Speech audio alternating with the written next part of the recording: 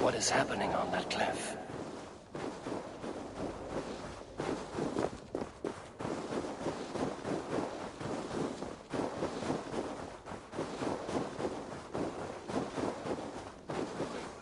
Give me the strength to give to you.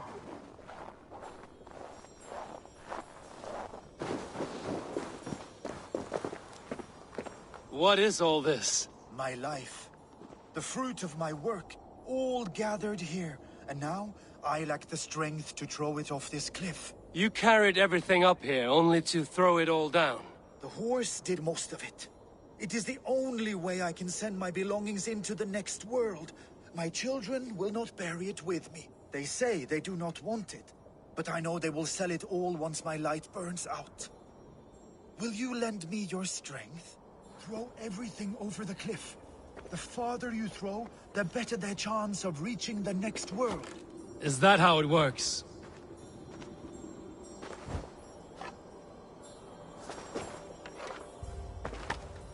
Why is everything packed in straw? I did not want anything to break.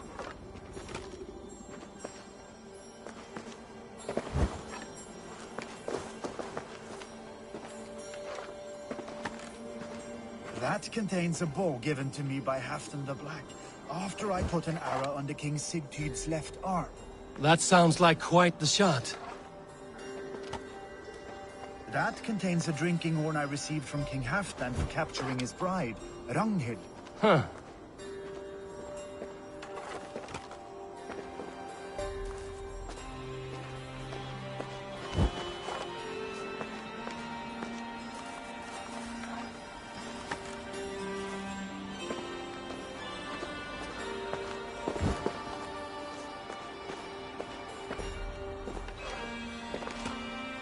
That contains a silver harpoon head I received from King Harald, for pulling Halfdan's frozen body out of the ice.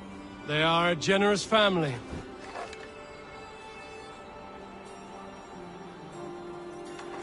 May the gods grant you luck for your efforts. I hope it is good luck. Thank you for your help. You did not have to do this. Kind and courageous people live the best lives. But it can be a difficult path to keep. I have tried to live well. It is enough that the gods know that, even if the name Harek Gand is forgotten in Midgard. So, what will you do, now that this task is done? Done? That was to announce my arrival. Now I leave this world. Enjoy your life. To Asgard! What? Wait! Thank you!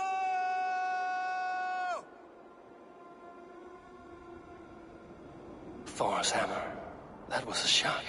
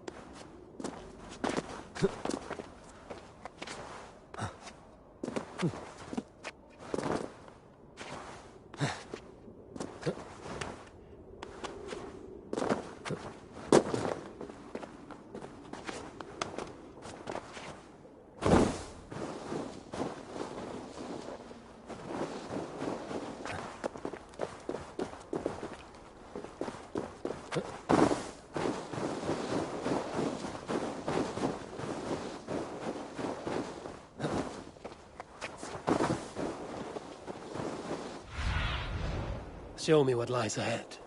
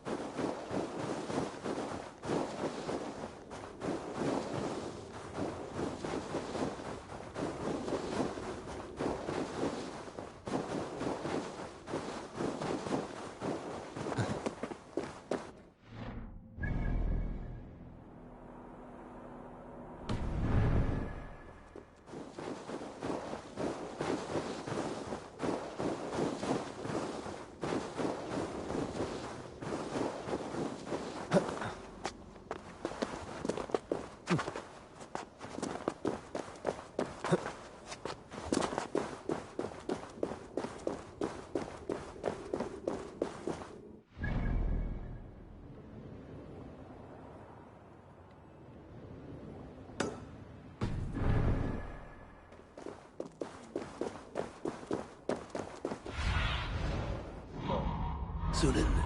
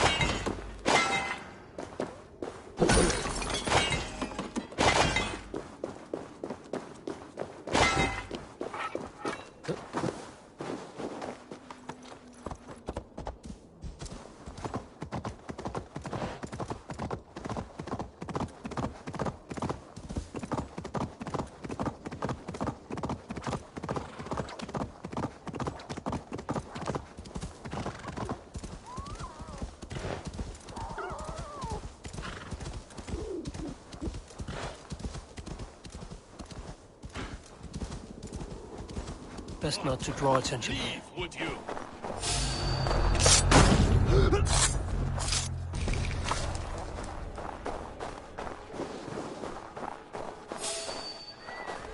Hey! Your worm food! Ah!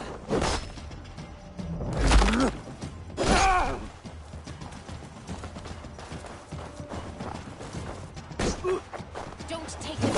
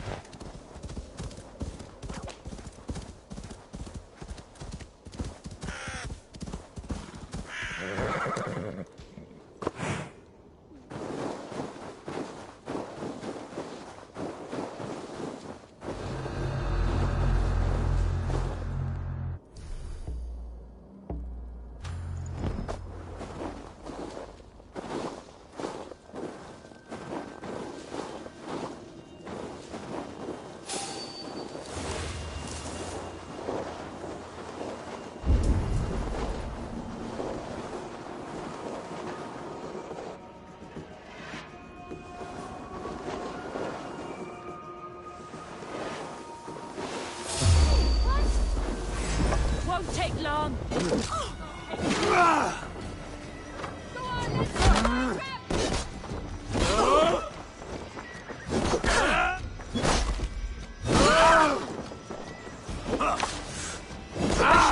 Look for the opening!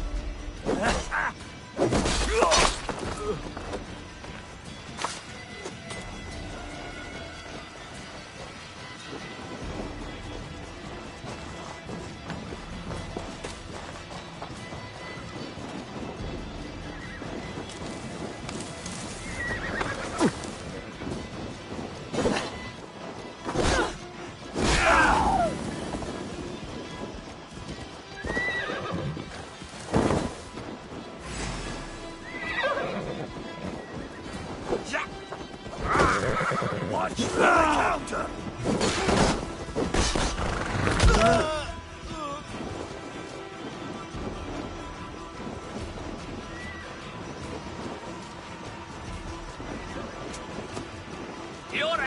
is right.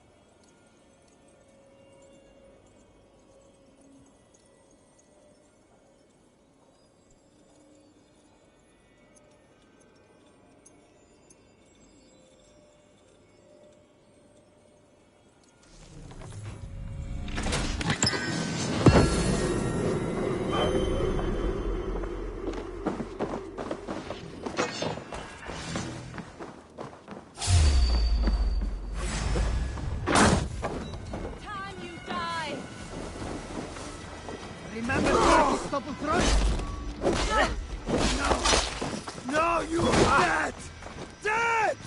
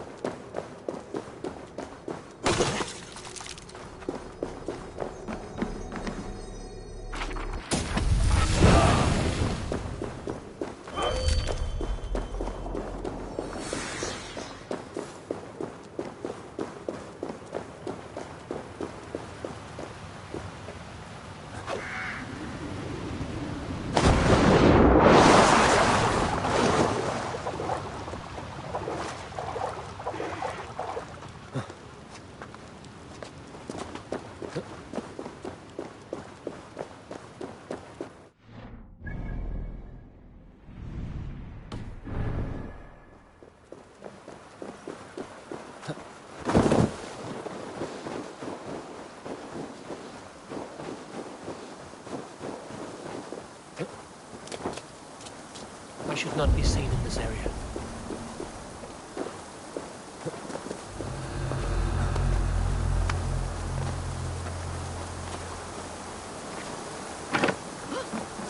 Hey now!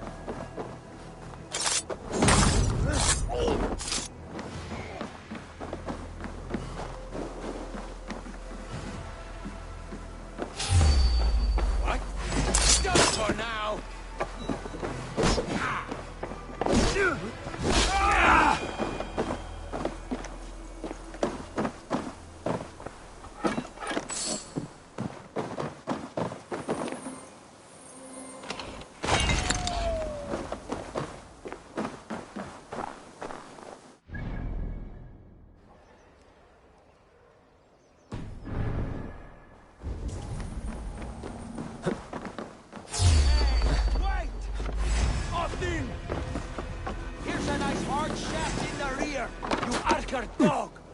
No satyr can save you now!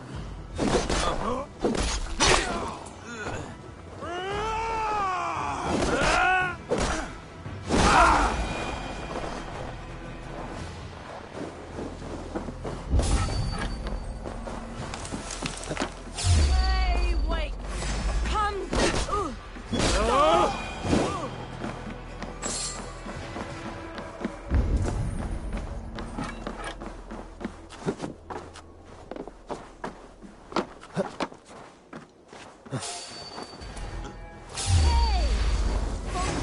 Shoot them! Your time is almost up! Let's stretch beneath them!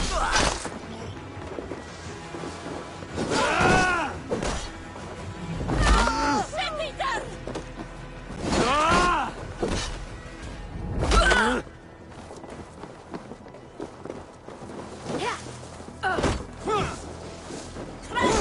Let's not waste time!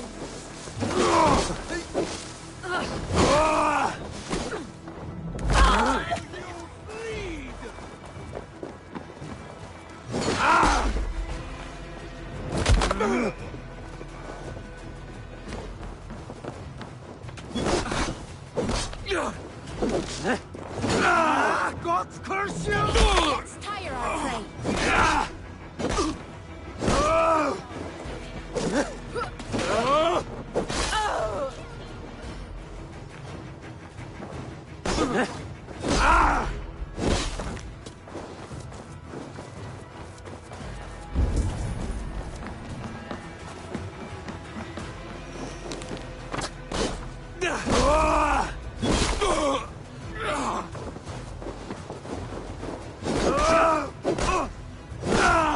Watch my back!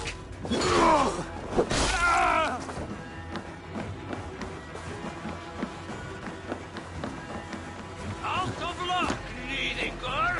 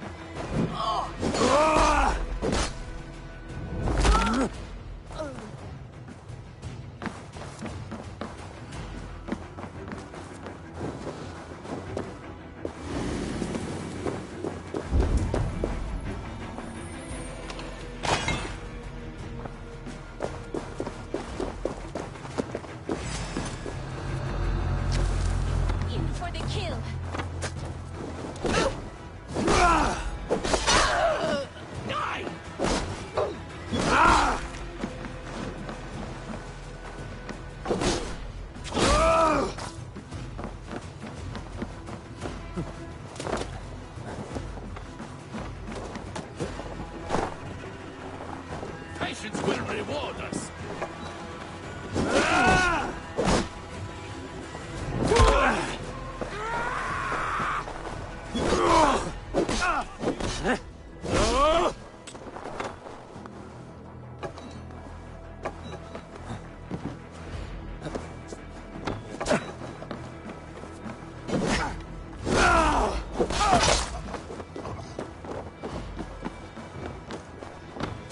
On my mark.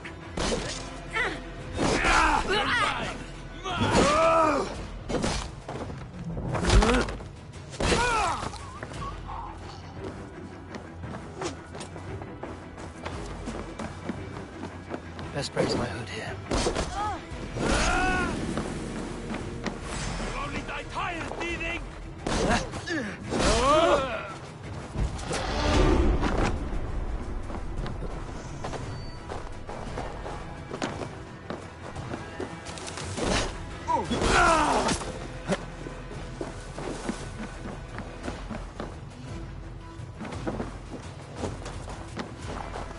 outrageous.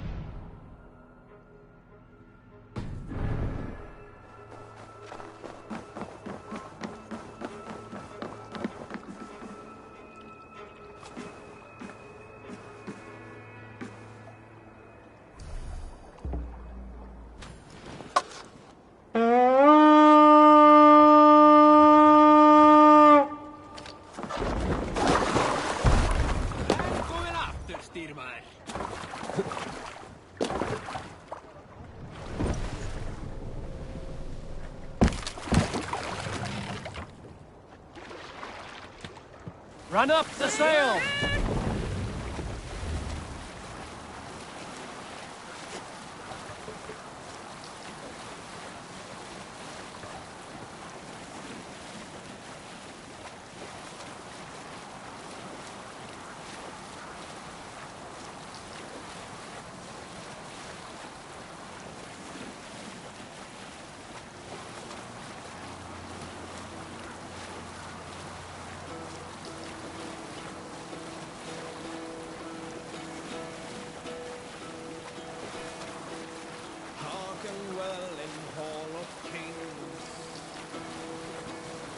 ocean speed, my words gain wing. Oathing speed I forth will bring. For noble deeds thine honor sing. The brave man slain Valkyrian way. Reward for strain to Valhalla pay. Then horns resound the mighty call. For those who fight, for those who fall. For those who Sail fight, down! for those who fall. Warlord weaves his web of fear. Each man gets his fate and share. A blood-red surge, Hey, the cut warrior that out. she. Hold on.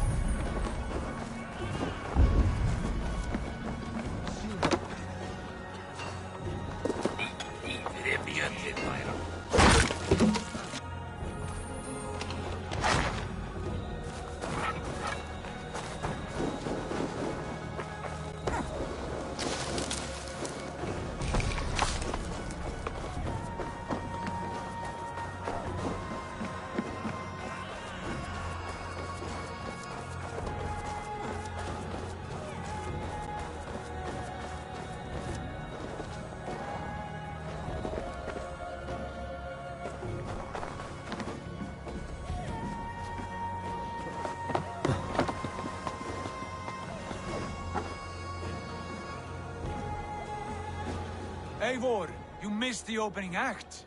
Kjotve's forward camp melted like a spring thaw at our approach. Is it from here we launch our attack?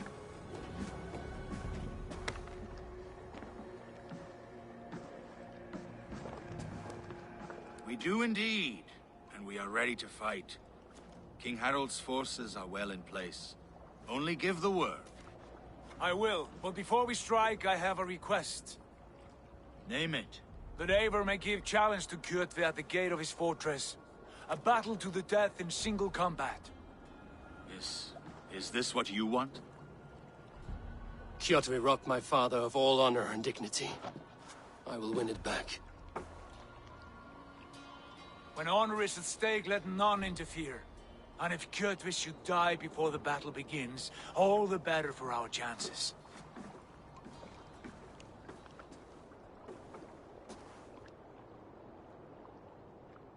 Today my blade must do the work of Skuld's sharp scissors, and cut short the cord of Kjotve's fate. Well said, my sharp-tongued warrior scout. May we all live to hear that saga sung.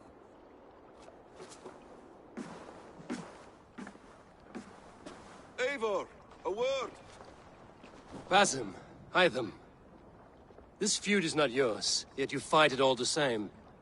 I find that strange. You find it strange because you are wrong. Our clan, the Hidden Ones, have been fighting with Kjotve's order for centuries. You came from Miklagard to kill Kjotve yourself. We did. Or rather, we came so that Hytham could kill him. My apprentice has been studying this target for many months. Is Kjotve's reputation so great outside Norway? Not his reputation alone, but the order to which he belongs. Something of a rival clan to our own. Hytham, I mean no disrespect to you or the Hidden Ones. But Kjotve is mine. My family's honor is at stake. I understand. All that matters is that Kjotve dies this day. On that, we are agreed.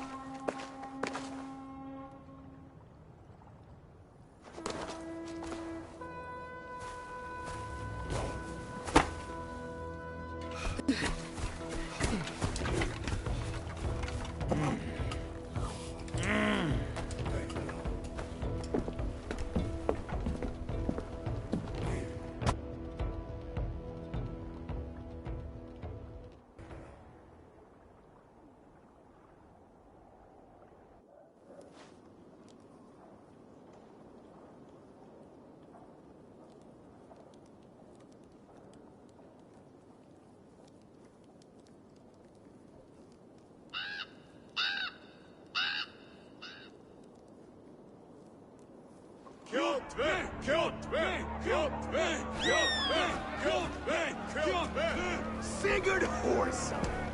Slink around my walls like a thief in the night. Face me here now. The fight is mine, Kjotve. Sigurd is only here to watch me feed your innards to my raven. Look at this! Once again, Abel Wolfkiss appears to take a swipe at me. This is my father's shame. Today I take back the honor he lost. I call a home gang! Here! Against the Oathbreaker! I will make you beg, as your father begged, Wolfkiss. Squeal, as your mother squealed.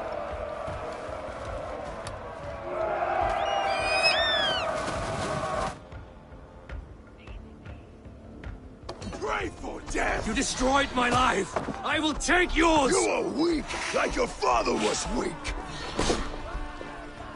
You dance better than you fight!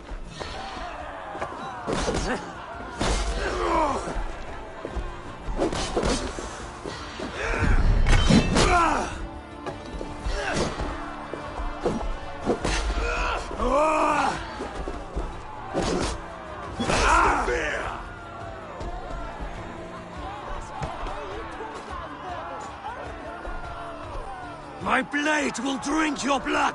Your flesh will feed my wolves!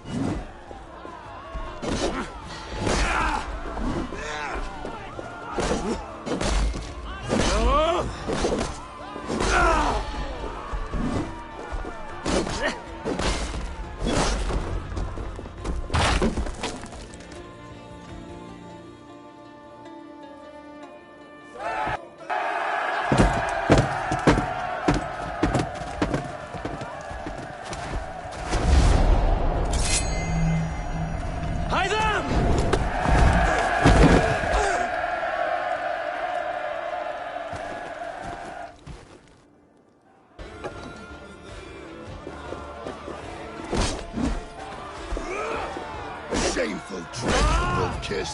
You are your father's child.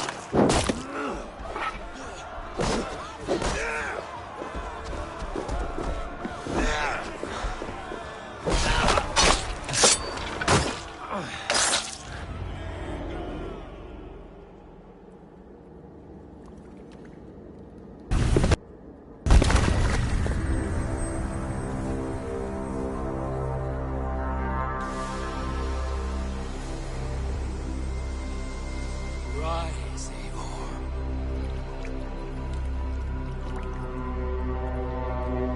And awaken. Odin? What do you want of me?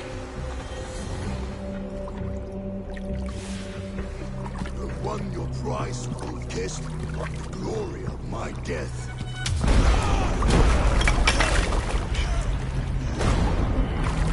All for this?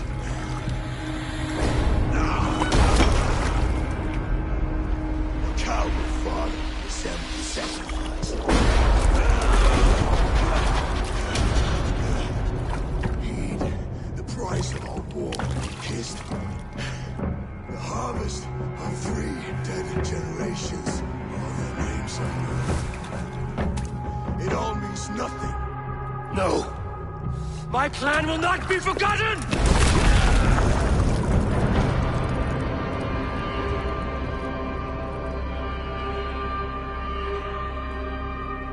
I fought as I did, as hard as I did, to survive, for I know what awaits us in the end.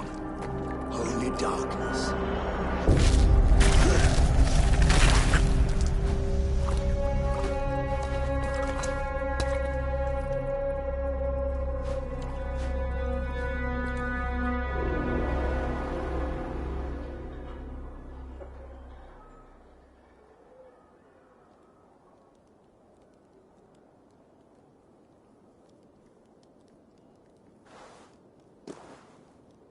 Raven Clan! Your lives are forfeit! Come forward if you must! Into the crucible of your doom! Your father is dead, Gordon! His debt repaid! Open the gates and you will be spared! Wallow in shit, wolf. Kissed. Archers, take aim! Ravens! Show no mercy! Archers! Fire!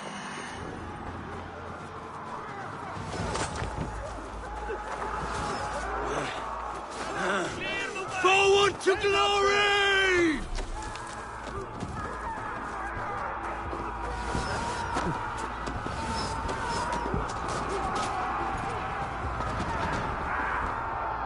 All gloves to strength! Let's blow this in!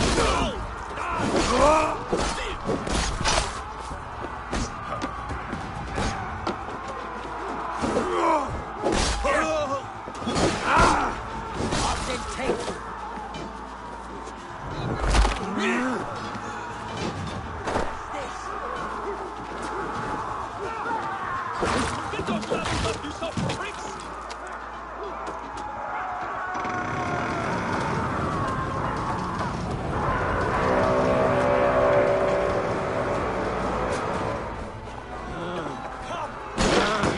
Odin is with us!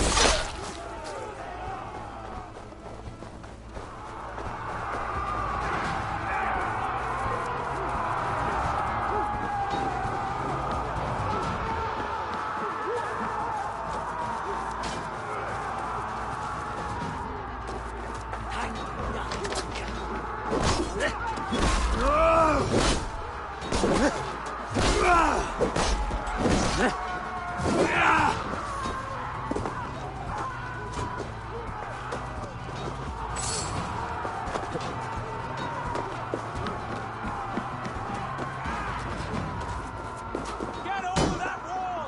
Take down the gates!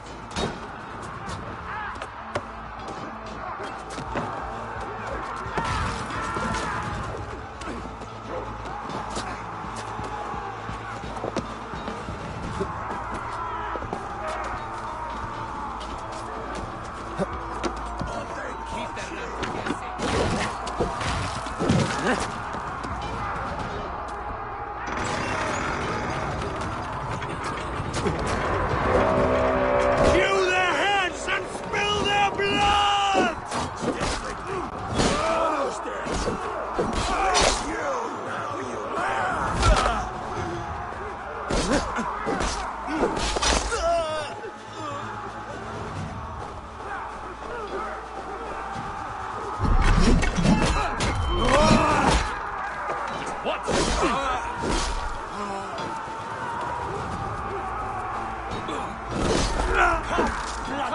Hide behind yet more walls! Onward! Eivor! Gorm fled into the church! Now you perish!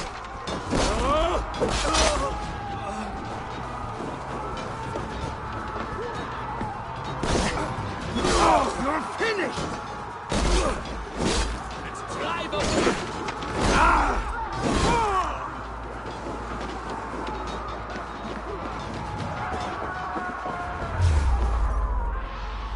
A blind pursuit of vengeance has made you predictable. You are a shadow of your father, Gorm! Weak and witless! And you will leave this place as ashes on the wind!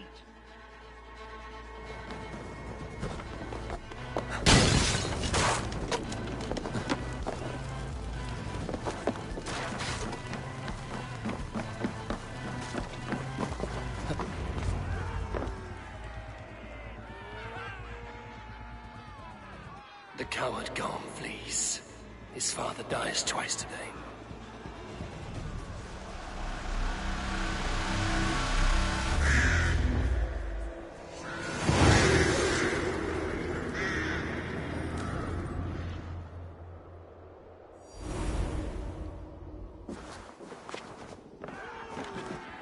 Eivor! We have the day! Let the coward go! The battle is won, whoresons! Now collect your plunder! Eivor, the breath of battle rises from my brow. The scouts will sing of this night. We have won the day, but Gorm escaped. He's led north to King Harald's domain. Let that bruised piglet run where he may. His father is dead. His clan is no more. We are the masters of Ryjavilke. A toothless cub may grow to be a dangerous wolf. Eivor, stop. And listen. You have reclaimed your honor. Enjoy the night's victory. Tomorrow, we will celebrate. You're right, brother. You're always right. Guthormur, relay news of our victory to your nephew, the king. I have done so already, Sigurd. He'll be more than pleased, and will ensure you pride of place at his Althing at Ulrichstadir. Tell him we will come, battle-flushed and singing songs of glory. Keep company with kings, and you will soon have a crown of your own. If the fates have spun it so, linger here and loot what you can. I will bring news of our victory to father before he leaves for Harald's Althing.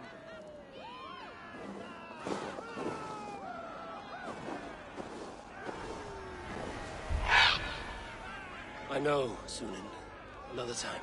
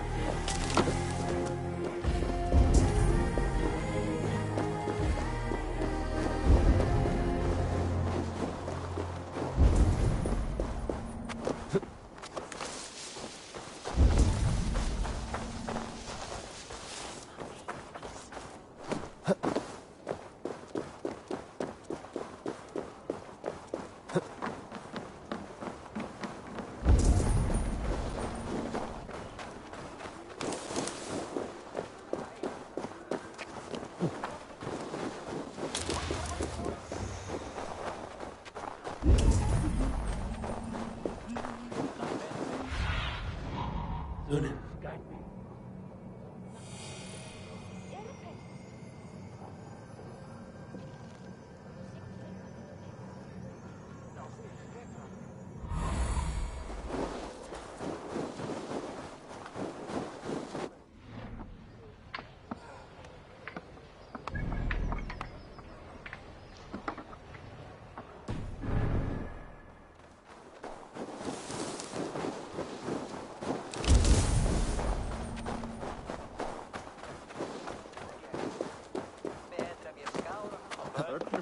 Your clan is a foul stench. But we are strong.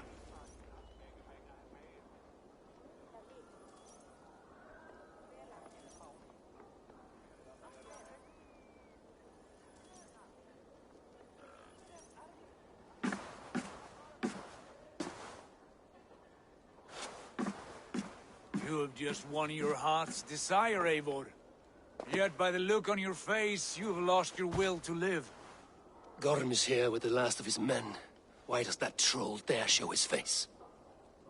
Leave it for another day. We are here under Harald's truce, and Gorm is too weak to try anything bold. Here's a seed stain on his father's trousers. I should wipe him from this world. Not tonight, Eivor. Leave it.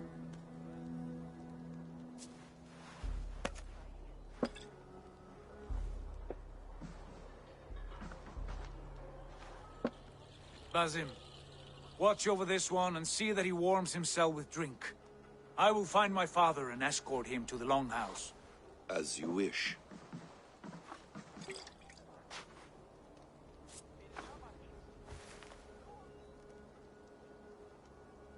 Is Hytham well?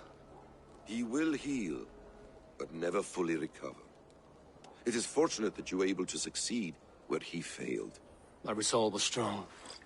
When you slew Kjotve, did you see a sigil on him? Silver? The size of my palm, bearing the symbol of an ash tree? Take it. Trade it for what you can. I know where Gorm is camped. If you wish to see him without anyone the wiser, there is a trick I can teach you. Already looking for another princess? All right, I'll bite. What do I do? Use your cloak to obscure your face. Blend into the crowd. Divert attention. Hide in plain sight.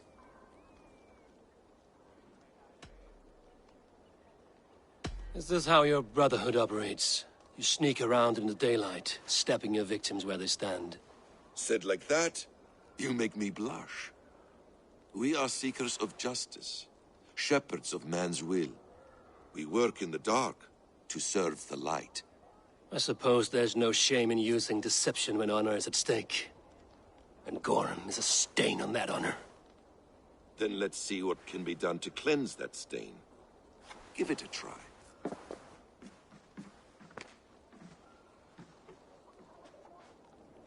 A few things you should know before you step into his camp. Walking unseen through hostile territory is an exercise in subtlety.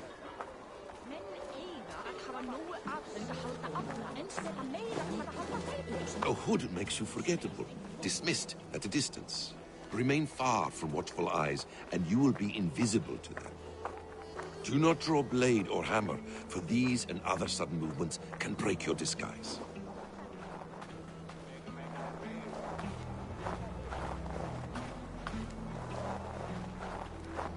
And in case I wasn't clear, you will need to put up your hood for the trick too.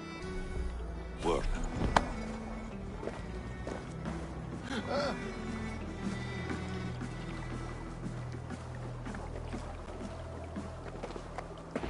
Gorm is there, in the camp ahead.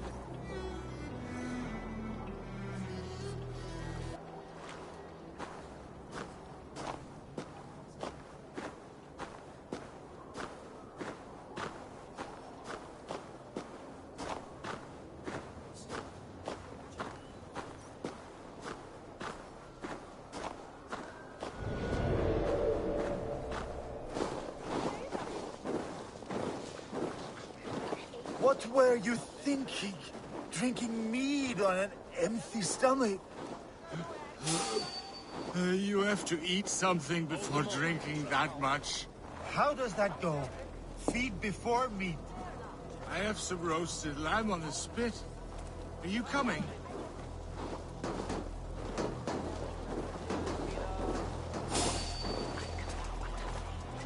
Hold there, friend.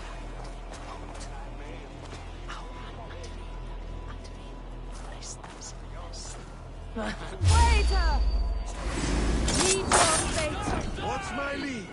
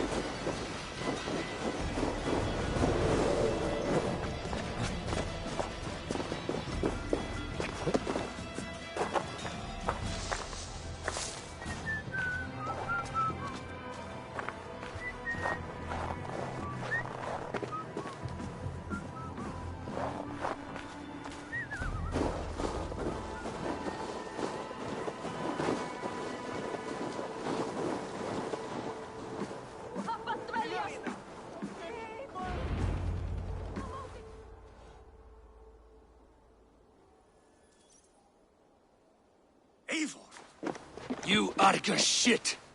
Take up your weapon and follow me beyond these walls. Let Odin's favor land where it may. You dare not break the king's peace here. So fuck you and your god talk. What say you to that? You are all subject to King Harald's truce. Break his peace and you will be cast out of Alrikstad. I will give you no trouble. You were shat into this world without honor, Gorm, and you will leave as a turd dumped into hell's deepest ditch. Keep crowing, Eivor. You only make yourself an easier target.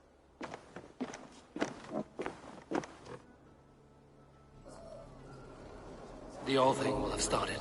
I should find Sigurd.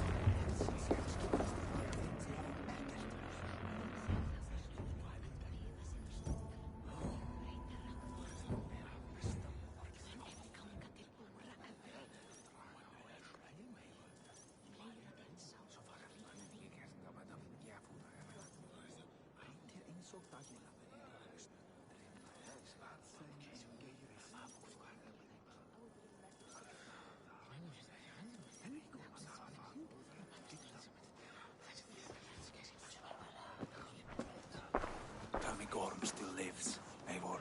It pains me to say. He does. Thank you. His day will come. Oh, gods. I hate long speeches. Only when you're not giving them.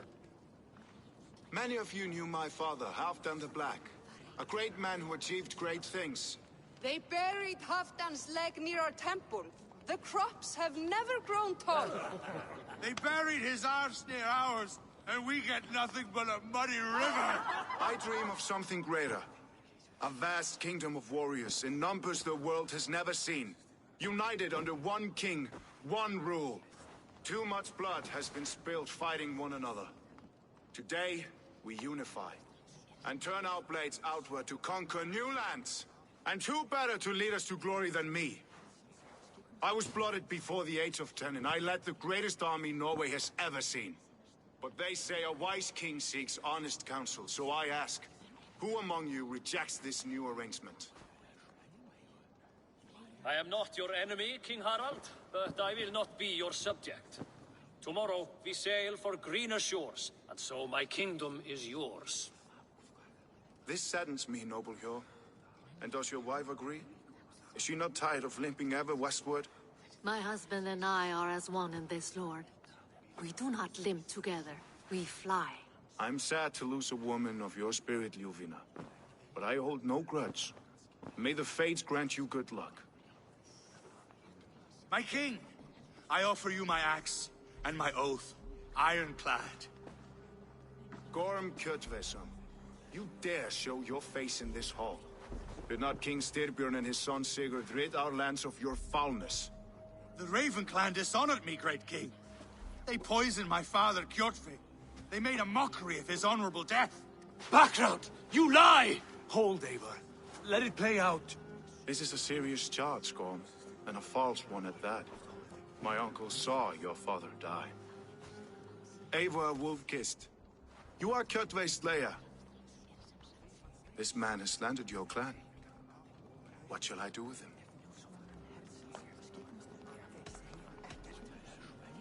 You are king of these lands, Harald.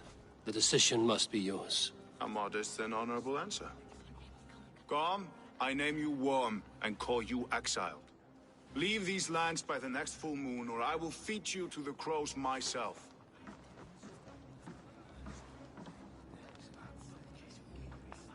King Harald, may I speak? The floor is yours, King Styrbjörn. My people have held our land since the days when Odin himself walked among us. My kingdom is humble, but we have paid for it in blood. Our victory over Kjotve is proof that we will not lay down without a fight.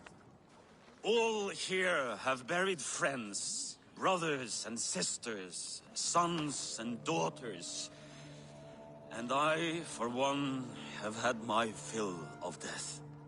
Let those who seek war look beyond our shores. If King Harald brings peace, then I am happy to bend my knee to him. What? What in hell's name are you doing, father?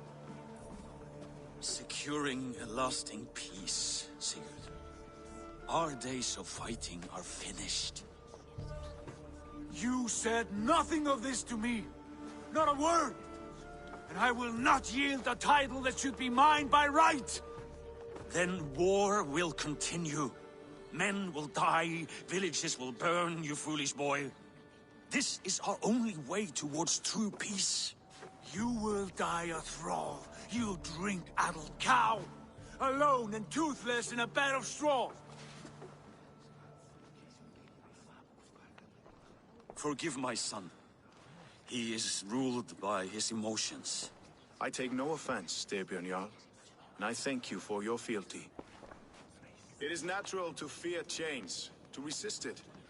But all things change and all things end. The lessons of Ragnarok are clear. We will speak again soon.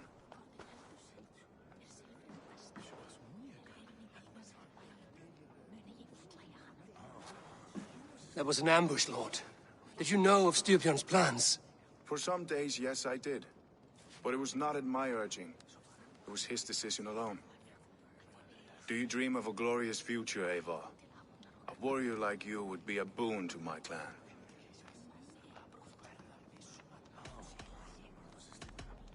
I dream of a glorious death, but not at the cost of betraying my family. I wish I understood you better. For those I do not understand, I do not trust, and I cannot stomach a lack of trust. You have nothing to fear from me, King Harald. My loyalty lies with my brother Sigurd. and I bear you no ill will. Then know that if you stay in Norway, both you and your brother must serve under me. Take tomorrow to think on this. But let us leave these matters for another time. Tonight, we will eat and drink like gods and wake in a kingdom made new.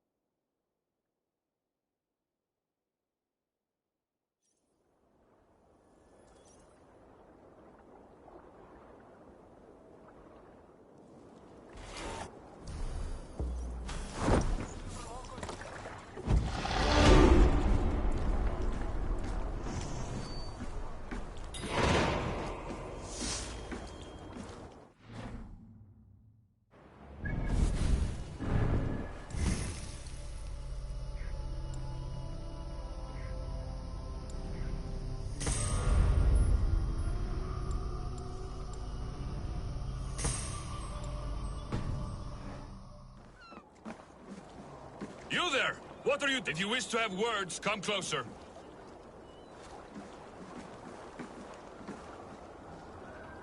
Are you one of Harald's men? I am. The king wishes to make a survey of the land he now rules. Nothing more. Let me ask, are you one of the conquered? Did Harald take your lands as well? No. My family has lived under his banner since the days of his father, Halfdan the Black. Well, welcome to Fornburg, warrior.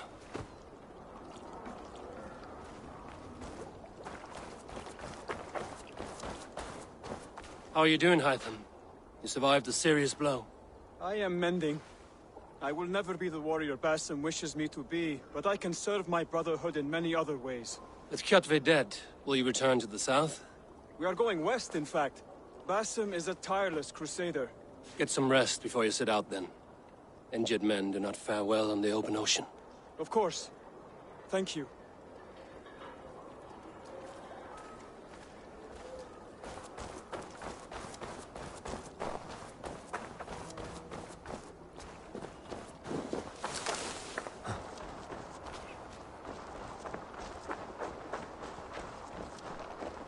I don't like the way those soldiers watch me. I find it flattering. You think one will marry you and carry you off to the capital? Would he? He would take his pleasure and move on, you moon-eyed magpie, leaving you with a little soldier to raise by yourself. Þessi Kristfríður drafl. Muni drepa oss í þúsundum.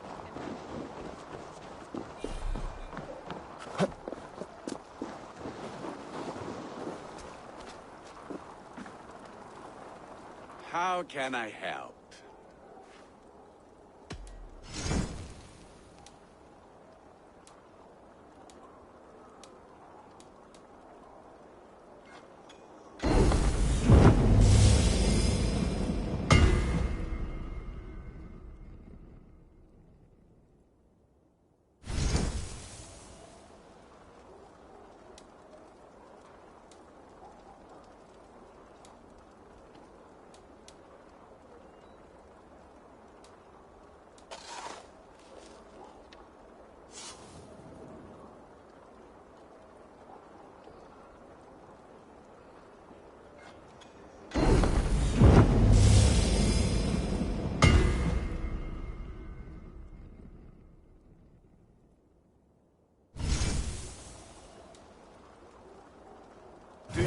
Anything else?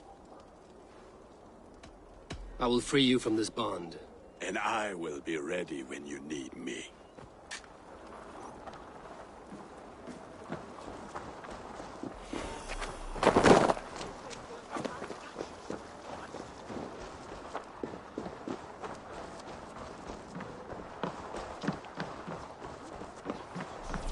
Sit a while and play, friend.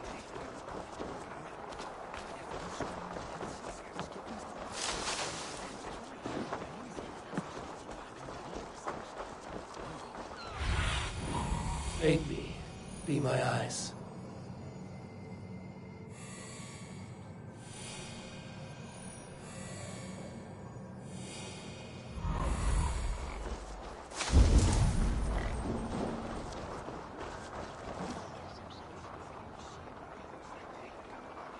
It's Eivor! Open the door! Come in, but keep your voice down. You will alert Harald's men. Where will we live? The English will fight back! The wars will never end! Or they will push us into the Christian ways! Quiet all! Harald's colors. He's already marking his territory.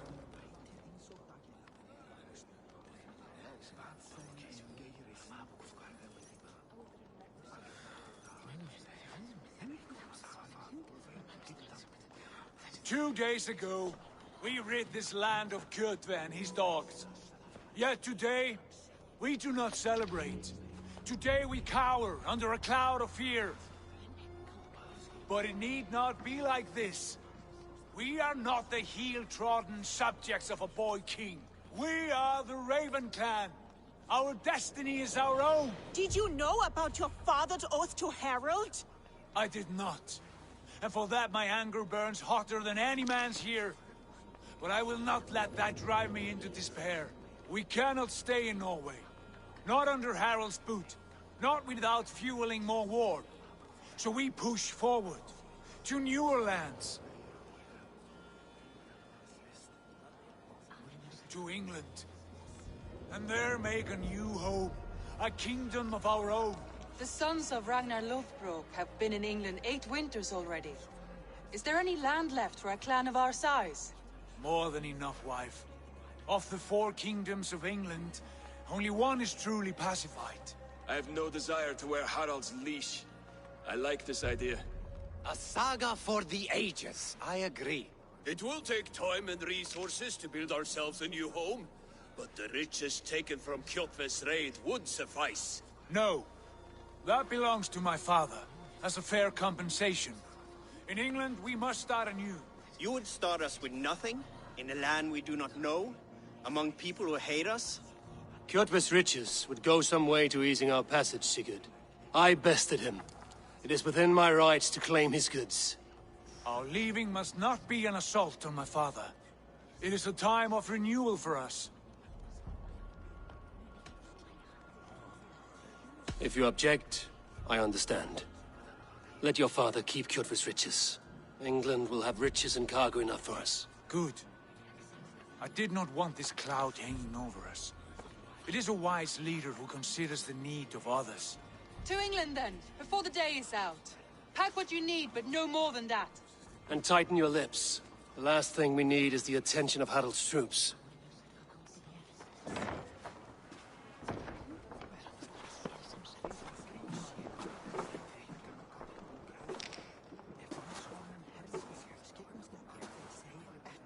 How much did you hear? Enough. A new path is revealed, and your journey will be challenging. Will you not join us? For my mother's sake, I cannot. But our threads will cross again before the final day. Until then, farewell.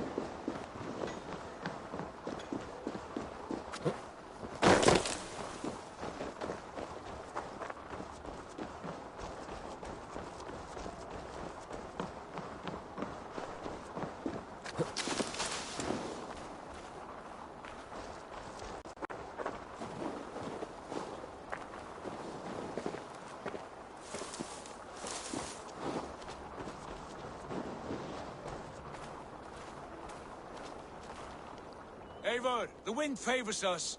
We should set sail without delay. You made quick work of packing. Well done. The dream of new lands is a powerful lure. As is the promise of glory. But the act of leaving so beloved a home, there's a sadness to it.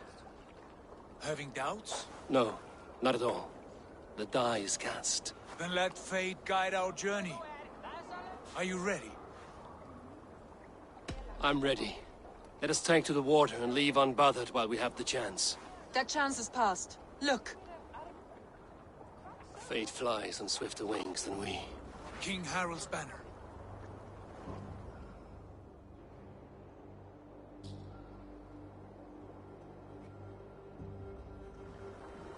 Sigurd, what is this assembly? What are you planning? An exit, father. As graceful as I can. For if I cannot be king in the land of my birth, I will start a new saga. In England. Nonsense. Your place is here, son, at my side. There will be other victories soon. Other glories. My choice is made, father. Do not hope otherwise. Styrbjorn Jarl. Our men were killed as we patrolled nearby. And the word is, Eivor swung the axe. If the dead could speak, what would they say of their deaths, wolf-kissed? They would tell you how they offered us insults, and how I slew them for it. As the dead cannot defend themselves, a fair gelt is wanted. 50 weight of silver for each life. By law. 50 weight? You will have it from me. A parent must pay the price of his children's folly. That was generous, Lord. Why England? Why throw away all you have for such an uncertain future? Here you could be a king's hero, Eivor. Your name known all across Harald's many kingdoms. No.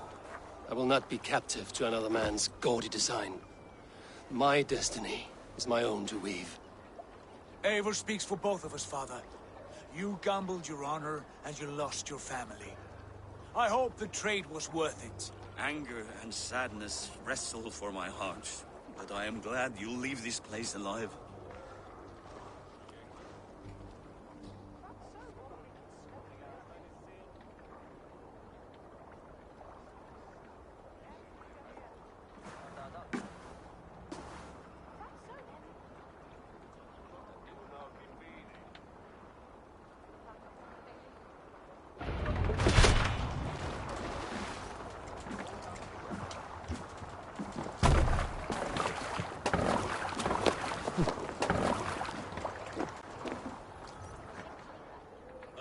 Tears is over, you weeping sacks of wool! Put some muscle into those pulls! Ration your strength, dog. We have an ocean to cross. All right, you lazy backrout. Sigurd, what's our course? The sons of Ragnar established a settlement near the coast. We set sail for that. Raggi, sing a song to lift our hood. To rouse the gods! Inspire a mighty fart from Thor to speed us on our way! An ocean lies before us, Eivor, and on its far side, a new kingdom awaits. You know England well from your travels. I spent a season in their kingdom of Mercia, a temperate land, lush and wild. By now, the sons of Ragnar will have claimed its heart. Do we mean to join their army? They will join ours.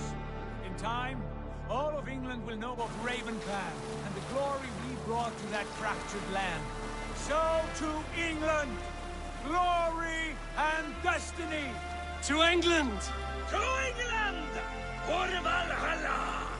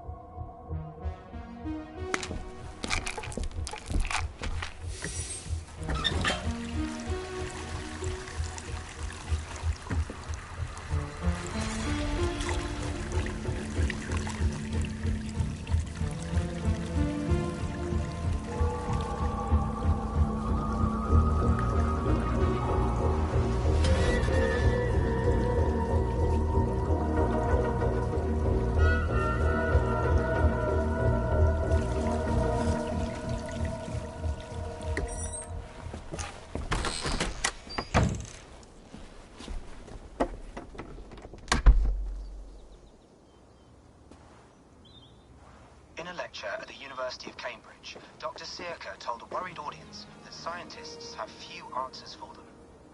Since the mass coronal ejection of 2012, the strength of the Earth's magnetic field has increased by a factor of 50,000. This has resulted in huge disturbances in radio and satellite communications, dangerous bands of radiation around the poles, and as we can all see from our window, an aurora borealis that never burns away. Unfortunately, we are stumped as to why this is happening, and if we cannot find an answer soon, it may change the way we live, the way we communicate, even the way we evolve, forever. Dr. Circa went on to say, "Bought you more electrolytes? Oh, new and improved citrus flavor." Thanks, Sean.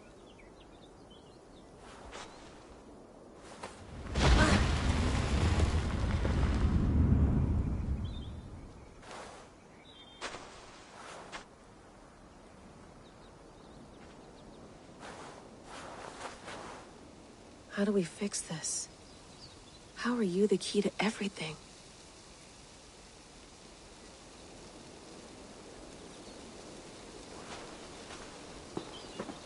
You're a long way from home, Eivor.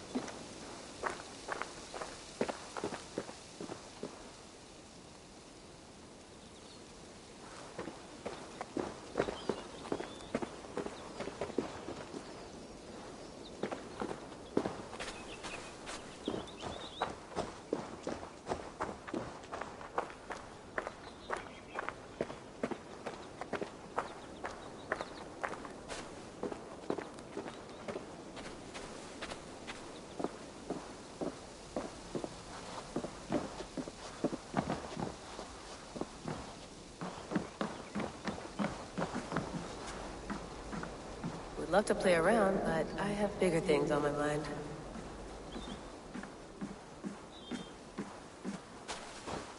Did you get my tea? Oof. Mint tea is not actually tea, Bex. It's an infusion. It's really just dirty, minty water. I don't care what you call it, Sean. Did you buy any? Of course I did, love. Hey, sorry about pulling you out. The generator was sputtering. That's fine. I needed air. How is the Animus data stream? Comfortable? Felt pretty stable after a while. Good. Just give me a sec and you can jump back in.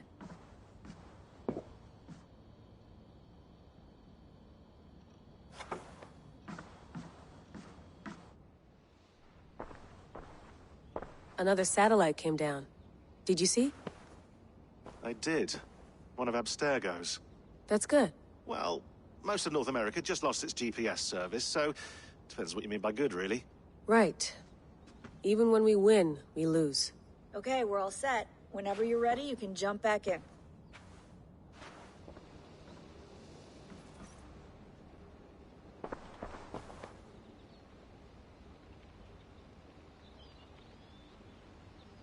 Hello, Layla. Sean, what do you make of the grave out there? Well, it overturns a few hundred years of scholarship about the first Europeans to set foot in North America. Apart from that, it's just a bunch of muddy bones, isn't it? Can we talk about this thing on my neck for a second? Ah, the mood stabilizer. Yes. It's not harmful, is it? I mean, I feel good, but I want to make sure there's no side effects. There shouldn't be. It's only blocking outside signals, a passive effect. So the staff doesn't, you know, mess with you. Sean, what happened last year, I had no control over that. I tried to resist. I understand. And your old team? Maybe they don't. But we've seen that sort of thing before. Still, if you want to work with us and get to the bottom of why the world is about to end for the second time in 8 years, then you wear that thing until we say otherwise. William's orders. I know.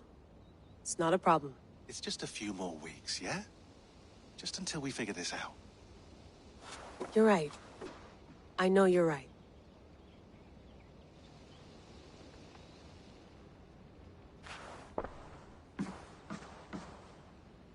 You mind if I put some music on? Go for it.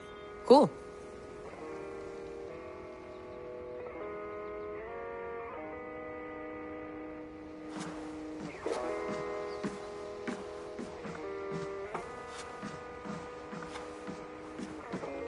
That's quite nice. Soothing.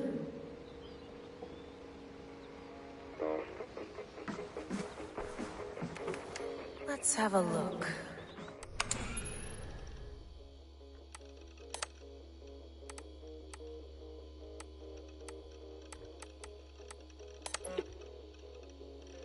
No, come on, Sean.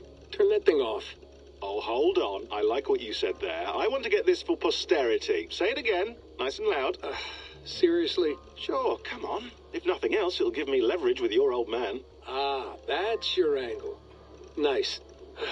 What I said was, I wish I hadn't been born into the Assassins. I wish I had chosen this life. Is that good enough? Sure, but why is that? Because choice is the central idea of our creed. It underpins everything, right? It's about free will.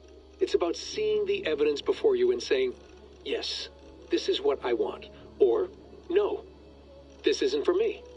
But when you're born into a group like this, or any other, like I was, you get mixed signals. You get told over and over again, this is what we believe.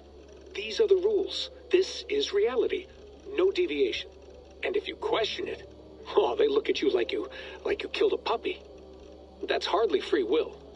It's a weird irony when free will is your central belief, but nobody wants you to believe otherwise. I don't know how to say it exactly, but I always thought there was something self-destructive about our creed. If free will is the most important moral guidepost we have, we should be free to ignore it. To choose submission, for example. You know what I mean? Like, we should be free to side with the Templars. If it's really my choice, I could do that. Right. It's almost self-refuting. A democracy could democratically elect a dictator or choose to get rid of democracy altogether. Within our creed is the seed of its own destruction. That's what makes it powerful, I think. And fragile. Right. The more freedom you have, the more risky it is, you know? Anyway, my dad has mellowed over the years, but he was strict when we lived on the farm. He ran a tight ship. I never got the impression that I was free to choose my path forward. Our creed, our tenets, they were drilled into my head. By the time I was a teenager, I was following these rules out of a sense of duty. This was just what we did. That happens to a lot of organizations over time. A stagnation sets in, you know? A fundamentalism. Yeah. Following the rules becomes more important than achieving whatever goal you set out for yourself. And people start to lose sight of the reason the rules exist. That's called deontology, or a form of it. Following a rule for its own sake, and not for the consequences it has. Yeah, but that feels backwards, doesn't it? Well, I think so. Following a rule is the easy part. Praying, taking a sip of wine, munching on a wafer. Rituals that give comfort. But that's just going through the motions. It makes people feel like they're doing something. When the hard work is, well, actually getting off your ass and doing something productive. I think people just want boundaries. Tight boundaries. They want to see the four walls that pen them in. I don't disagree. Anything outside that, anything that makes life more complex, that's scary. That's why I envy you. You chose this life. You went through that process, and you decided, yes, I believe in this. Sure. It didn't stop me from being an insufferable know-it-all as a teenager, but I see your point. I would have loved to have been a know-it-all. I knew nothing. Not until you guys found me. Yeah. It wasn't until I met you, and Bex and Lucy, that I knew. I knew I wanted to be an assassin. Oh, thanks, Des. Come here. Bring it in, bud. I don't normally like touching, but we'll make an exception now. I am not hugging you. You sure? Because I smell very nice today. Can you just turn that off?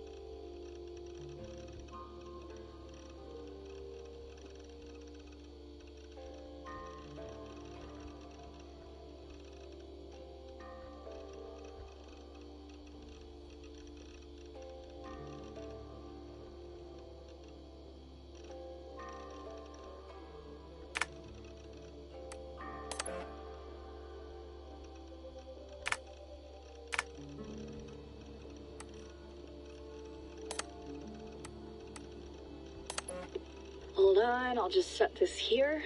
Do you guys record everything we talk about? Not everything, but you've been using the Animus so much, I thought this was a good chance to learn some things about prolonged exposure. So I'm your guinea pig? No, my guinea pigs are all dead. The Animus was too much for them to handle. Cute. Can I ask you about the bleeding effect? Any recent flashes? Any memories resurfacing? Yeah, the usual things.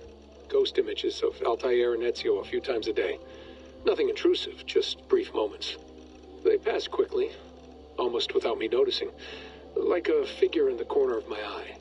Or remembering a dream from the night before. I did have one extended hallucination a few days ago. It was Ezio. He was older, around the time he left Cappadocia. He was standing on the deck of a ship, alone. And through him, I could feel an intense regret or guilt. And it felt to me like he'd had a loss of faith in himself, in the creed, like he couldn't keep it up, couldn't stay true to his ideals. And as I watched him, I thought, is this the moment he decided he was done being an assassin? It felt like it. Anyway, most of my visions have been brief, lasting just a few seconds. They're like complete memories of small moments that appear suddenly out of nowhere, fully formed. It's a strange feeling. Okay, anything else?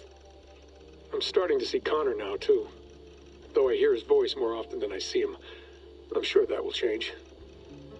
Oh, yeah, and yesterday, just before bed, I had a memory of being on a beach in the Caribbean with a bunch of sailors. Or maybe they were pirates. I don't know. No idea. Huh. We'll look into that. And how do you feel in general? In general? Well, I feel older, for one. Much older. And it's strangely comforting. I'm collecting the memories and skills and thoughts of so many people. I feel like I've lived a few hundred years or more. Is it possible that if I do this for too long, it'll push my own memories aside? That I'll be everyone but myself after a while? It's possible. That's called identity substitution. It's happened before, but it's rare. And someone with your background shouldn't need to worry. My background? You mean someone with my genes? My abilities? You have Isu DNA, and that lets you see things and do things and withstand traumas that other people can't. And I can suffer in ways that others can't. That's not something to be proud of. You mean the apple? Yeah. It has a pull, Bex. It tugs at my brain. It talks to me. Teases me. Drives me mad. And what I did to Lucy... God damn it. Nothing is worth the damage I did. The pain I caused. I know. But you're special. That's the point. I'm not special, Bex. I'm lucky. That's all. I understand. We're assassins. It's our creed that makes us different, not our genes, not our blood. Anyone can join us. That's true. But let's leave that aside for a second. What I want to know is, have you ever had any Isu memories resurface? Isu memories? I don't think so. I can't even begin to imagine what that would feel like. I think you'd know if you did. Maybe one day. We might be able to induce something. Jesus, let's fix the world first, okay? Before we start digging up my ancient ancestors. Deal. With my luck, I'll be related to some third-rate Isu like Sisyphus or something. Way to aim high, buddy. Hey, you gotta.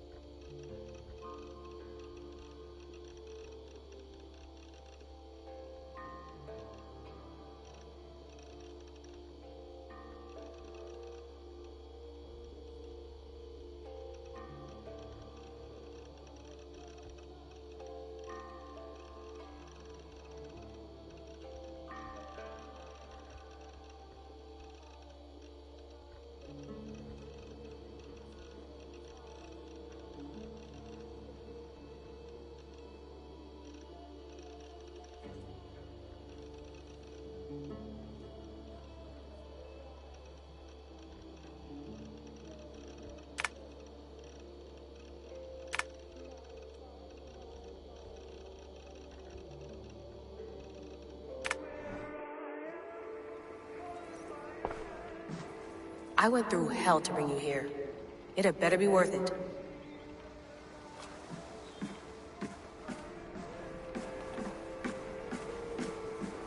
You gonna put this in the fridge, Sean? Of course. In half a minute. Remember, tomatoes go on the counter, not the fridge. Please enjoy your stay. Remember, all the garbage must be packed out, and please water the plants once a day. Yeah, I won't remember that.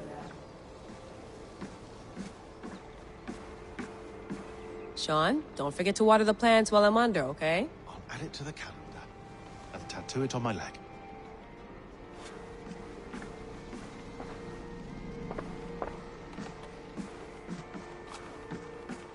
Feeling okay? Better. But I'm worried that it could happen again. The two data streams. I can't promise it won't. I barely understand it myself. It felt like two minds, fighting over one brain. It hurt like a shotgun to the head. Right. There's something about this Viking's DNA sample that feels dense, noisy. Could it be the staff? Interfering somehow? How do you mean? My headaches, my temper. They started the day I got that thing. I hope you're not making excuses for, you know, your friend. Jesus, no. I'm not. Sorry. Just take it easy. And if you feel yourself slipping again, let us know. I'm trying. I really am.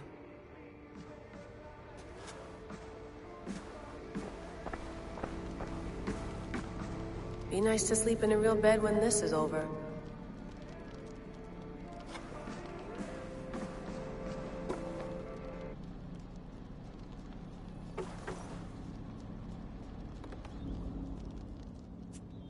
All right, time to go. Norway to England takes about a week by long ship, so I'll scrub ahead.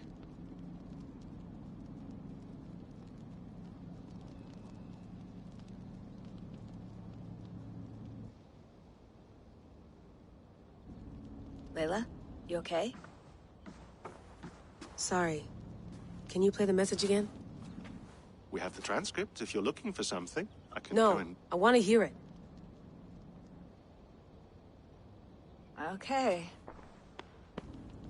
I don't mean to be cryptic. It's just... that message led us here. To this place. To a Norse grave in North America.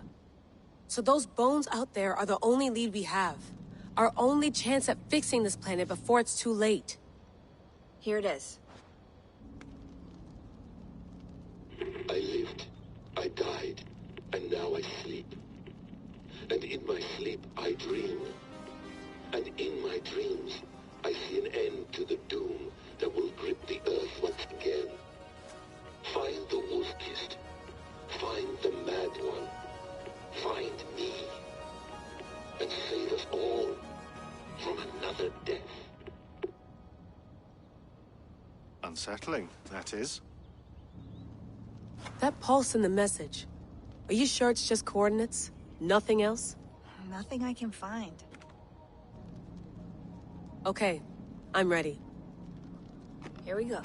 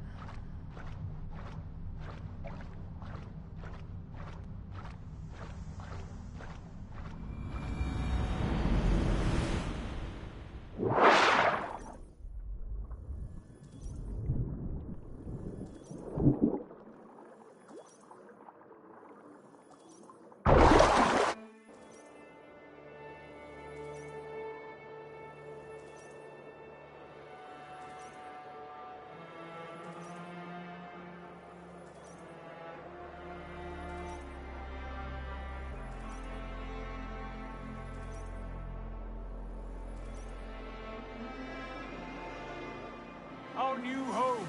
Not a patch on Norway, but we'll make this land our own soon enough. I'm glad to see any land at all, and will be happy to have my feet on solid ground again. We must not rush our landing. All you see here is Saxon territory. The Kingdom of Mercia, largely unpacified. There will be eyes watching us from the trees, with bows drawn and traps set. We must be wary. Randvi, dig in your oars, all standing. Have you spotted something? Not yet. But let us go ahead to clear the path of any dangers. Then follow our lead when the sun brushes the horizon. Understood. May God bless you all on your way. We will see you soon. Sail on. Yes! I'm ready for whatever these green-thumbed fairy folk have to throw at us. Sigurd, do the sons of Ragnar know that we're coming? They do not, but they will not scoff at our visit. Of the 4 kingdoms in England, the sons of Ragnar have settled only one. The rest is ripe for the taking. Do we mean to join their army? No, no. We will speak with them, get the lay of the land, and carve this country into as many pieces as we see fit. Look ahead there! Is that what passes for a town? Plain brick in a single rune to their timid god? That rune is called a root, Dag. The cross upon which their god was sacrificed. It sits atop a monastery, a place of worship. That cross killed their Christ, and now they display it in worship? Bizarre. We carve idols of our gods and make wishes before them, like our sacrifices to Odin, the One-Eyed. But we do not worship the wolf that kills him. That is the difference. Whatever strangeness we see in these Saxons, they must think the same of us. The hammer! Now there is a symbol worthy of a god. A bolt of lightning would take that cross clean off.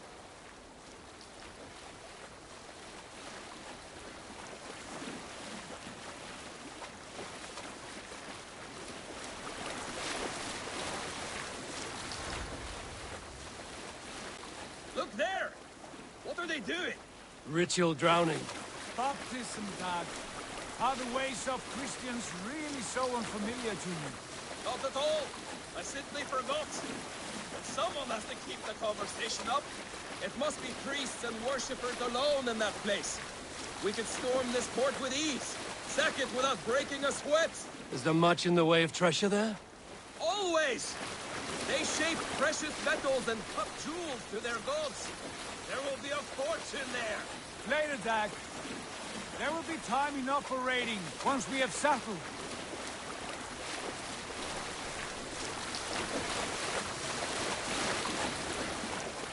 Come to, stop the boats. Pull up over there.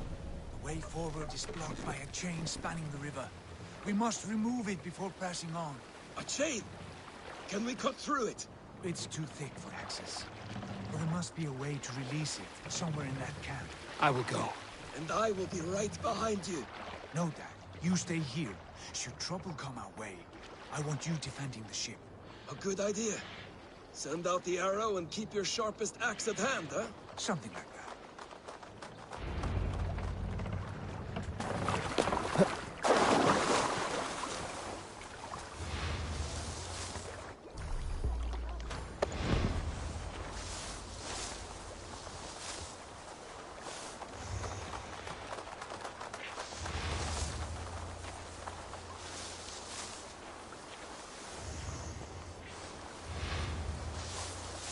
I should be cautious around here.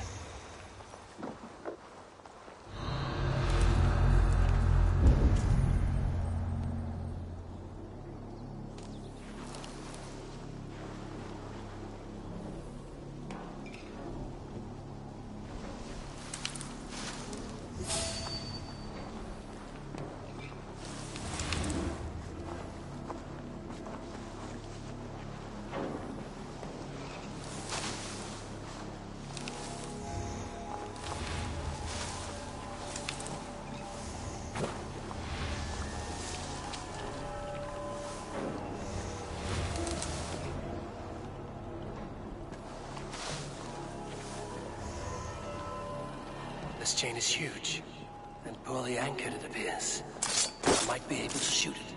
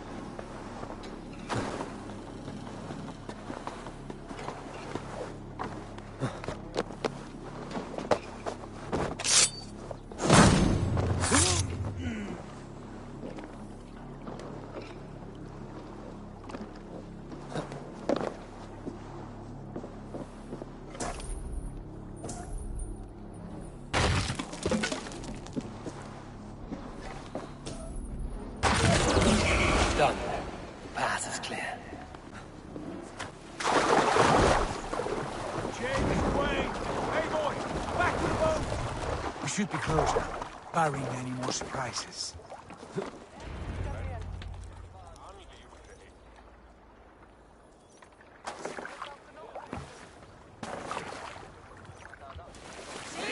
Fine work, people. I say we go back, Sigurd. Give those dogs a good knock around and take whatever treasures they have. Easy pickings. Not today, Dag. We press on until we reach our goal. We cannot afford another surprise. Now be on your guard. It should not be far. Gods, I'm ravenous. I hope they have food and ale on hand when we arrive. You should have sent word ahead of us, Sigurd, to get something on the spit. If Halfdan, Ubba and Ivar Ragnarsson are lacking food in England, then all of us will starve. Have no worry. Ah, I can see it now. A suckling pig, tender and juicy. And ale as gold as the treasures that we failed to steal back there. A man of simple pleasures, aren't you, Dag? And he for it. For my part, I look forward to standing in the footsteps of the giants that built this land. What giants? The great Romans and their empire. Giants of a forgotten age. They held dominion here long ago, and their ruins dot the landscape. Every brick and stone tells a story of conquest and glory. And now, they are rubble and ash. Ready to be remade. We will rebuild their empire, brick by brick, and ours will not crumble to dust. All things end, Dog. The ruins are not a warning. They are a testament. Look there, just ahead, where the sons of Ragnar make their camp. At last, we find our feet on steady ground. Sigurd, hold back. Something isn't right. Good eye. There's too little movement for an army. Only tents and a few men. Not the army we hope to find. No. Let us get a closer look.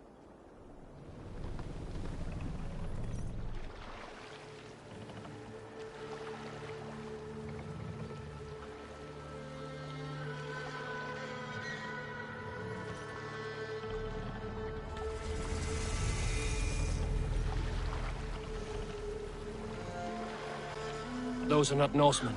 They're too ragged and soiled. We should proceed on foot, lest they spot the boats. Dag and I will go together. We all go. If they are friends, I wish to meet them as a yard. And if they are foes, then we fight them all, together.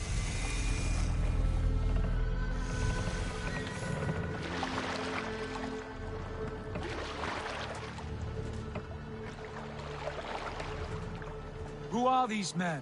They speak with twisted accents. English, no doubt. Dag, Eivor! On me!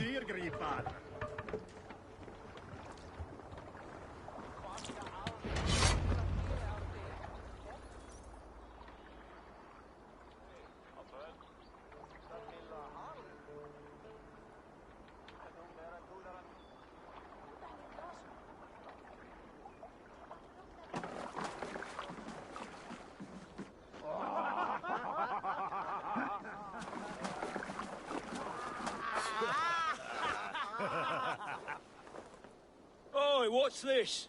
A mess of filthy Danes befouling our riverways? You there? Give us your name.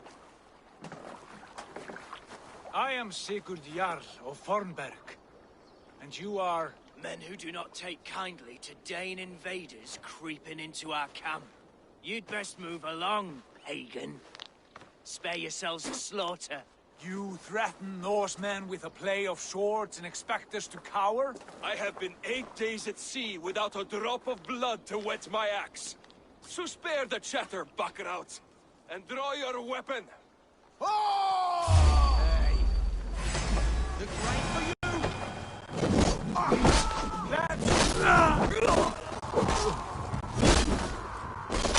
Strike with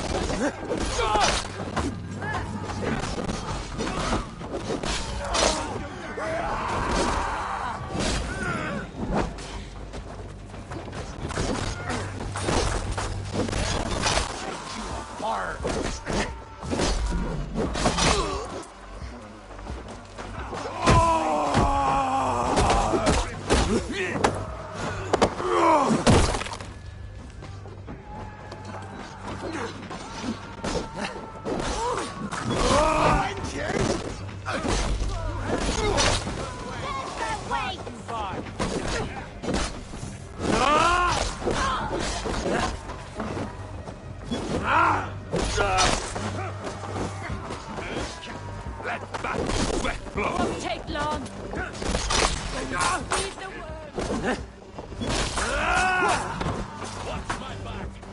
Oh, shit!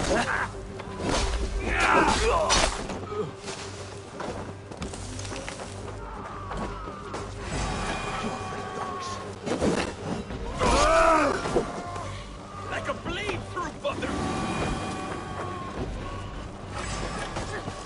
Damn it! Ah!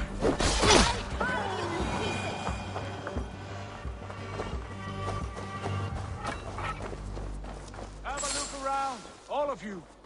I want no more surprises. Right. I'll check the longhouse.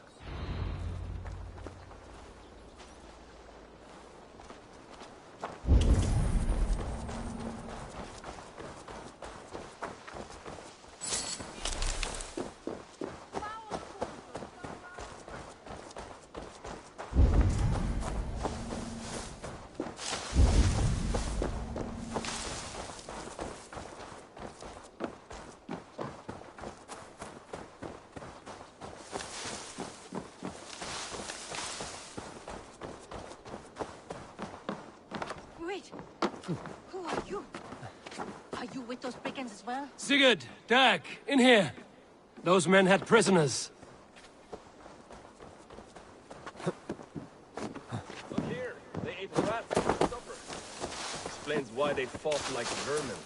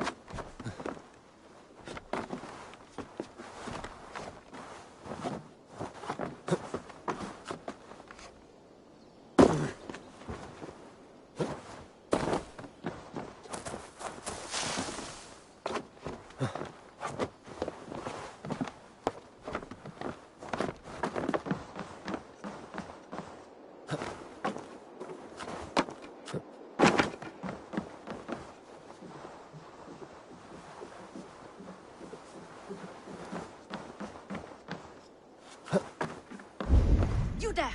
Untie us! Let us walk and we will not hurt you! Quite bold in those bindings. I like your spirit. We are very agreeable people, I promise. You need not kill us. Peace, friend. We have no need or wish to hurt you. What are your names? Yenli. I'm a merchant, not a bandit like those others. And this is Rowan. Rowan, that's right. I'm a stable hand, that's all. I keep horses and, well, I did, till those brigands sold them off. They meant to sell us next, as slaves to the nearest bidder. But I ripped their eyes out before I let that happen. And how did you find yourselves here? We came to trade with the Sons of Ragnar, at Halfdan Jarl's asking. But they were gone when we arrived. Unbind them.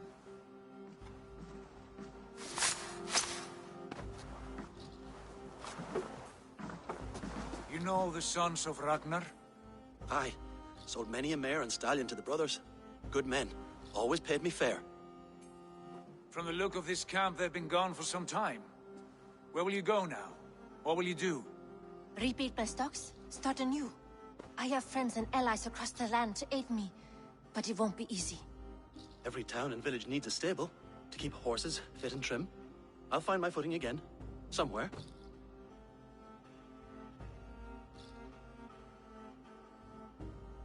What are you thinking? That we could use their skills as we get settled. Having access to trade and someone to tend our mounts would be a boon. My thoughts as well. Any friend of the Ragnarsons is a friend of mine. Right, Dag? Whatever you think is best, Sigurd. Janli, Rowan, I am Sigurd Jarl of Fornberg, son of Styrbjörn. This is Eivor and Dag. Both of you are free to go, but more than welcome to stay if you're willing to pull your weight. We'd be happy to, if only to get back on our feet. Then let it be done. The Raven Clan welcomes you.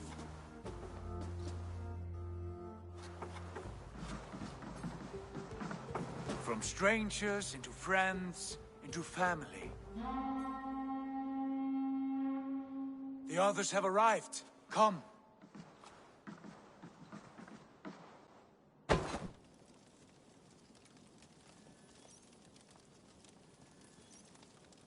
have a good feeling about this place. Honored family, friends, welcome to your new home.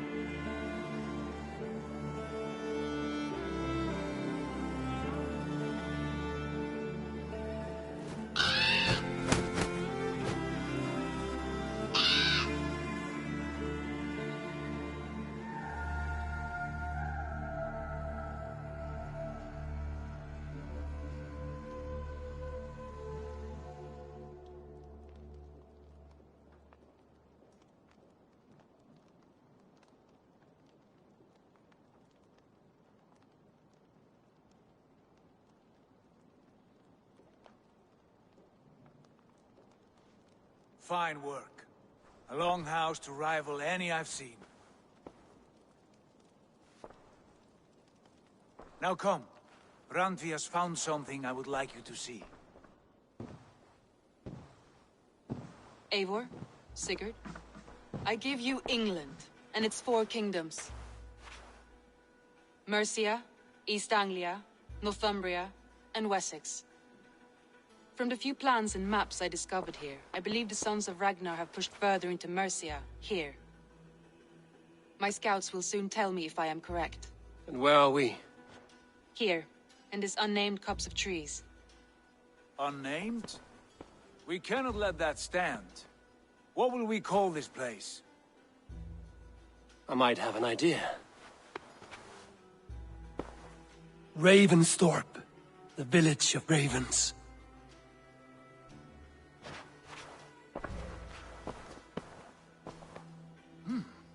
I like it. The poet in you sings once again. One day this name will be known throughout all of England. A name is only a beginning. If we want renown, we must build, expand. Agreed. We should begin with a forge. Can you help Gunnar get working again? We'll need cargo, supplies. For that our neighbors will provide, whether they wish to or not. Scarcely arrived, and now we must raid. We cannot master this land merely by asking. I'll go and speak with Gunnar now.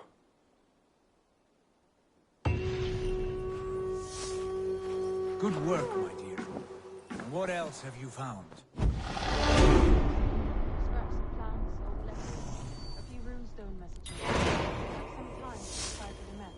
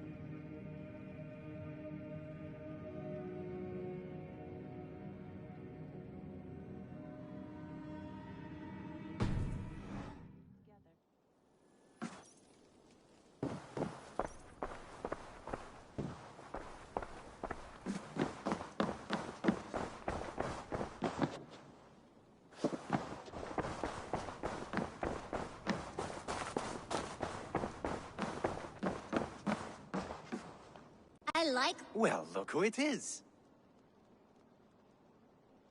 Practicing your wordplay, Albus. Ah, Eivor! The only mouth in Midgard from which I fear mockery. You taught me the art of writing poetry, old friend. It is only natural that I surpass you soon. How about another lesson, then? A quick flight. Right here, right now. What do you say? Let's try flighting. I always put a few coins down as a wager. Most of those who enjoy flighting have an equal fondness for betting. But today, we'll abstain. Let me begin. I'm ready. In flighting, it's key to match cadence and rhyme. It's as much about sound as it is about time. So be careful in choosing the words that you say.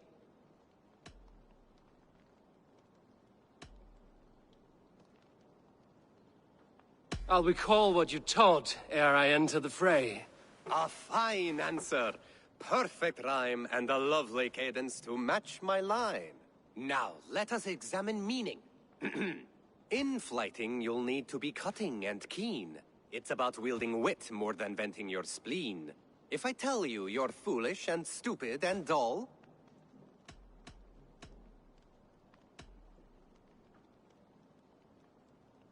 Then I'll tell you you've nothing inside of your skull. Ah, a good response. I called you stupid and you turned it around. Flighting about wit, you matched my meaning. When you think of too many perfect retorts, use the one that best matches the meaning. Last one. So go then and conquer the world with your wit. Go be clever, be quick, show your spirit and grit. I look eagerly forward to seeing how you fare.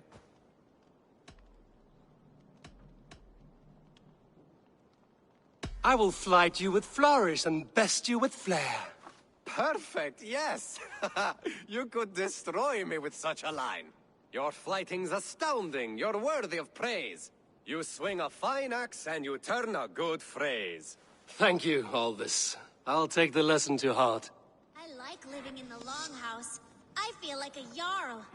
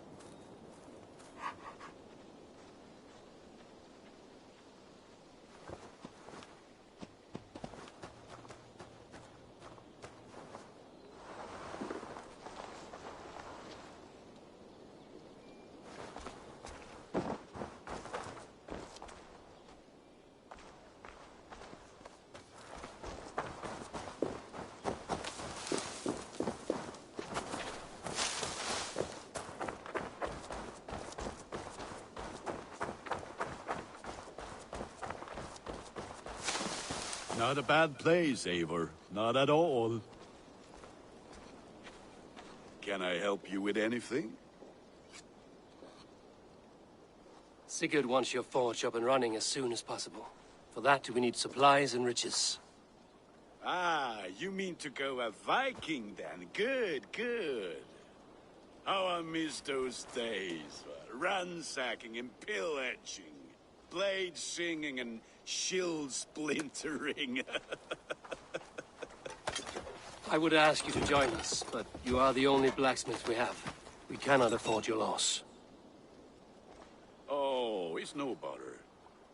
Better I forge axes than swing them. My place is here, not pulling on the oar of a river horse. Though you do remind me, I found a map among the bandits' rubbish, marked up with the locations of Saxon monk huts. Yes. Bandits know as well as we do. Monasteries are full of riches and loot. Take the map with you, and put it to better use than they did.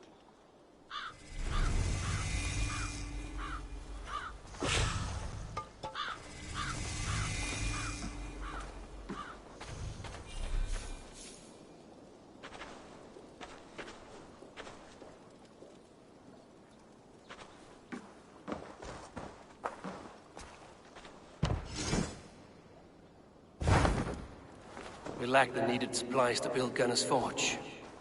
I should gather the crew and go raiding.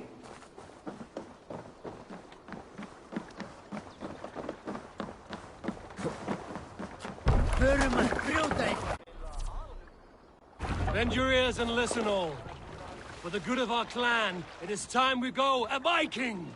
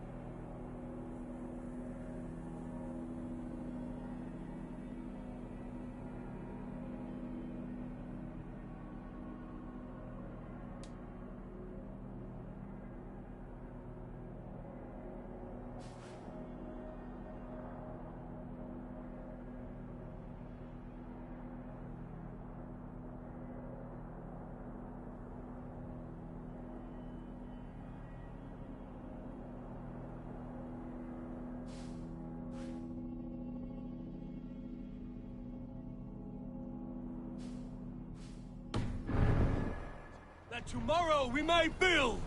At last! We will crack these Christian monasteries like a row of hen's eggs! The Saxons know we are here, Doc. The monasteries will be well guarded. Ah!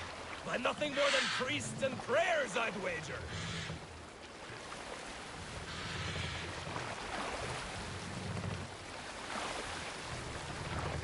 Run up the sail!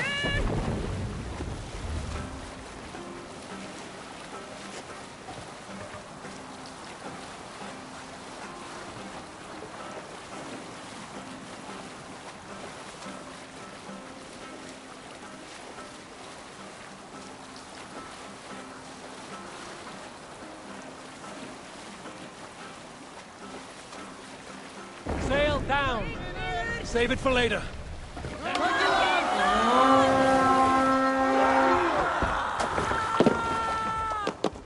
We fight!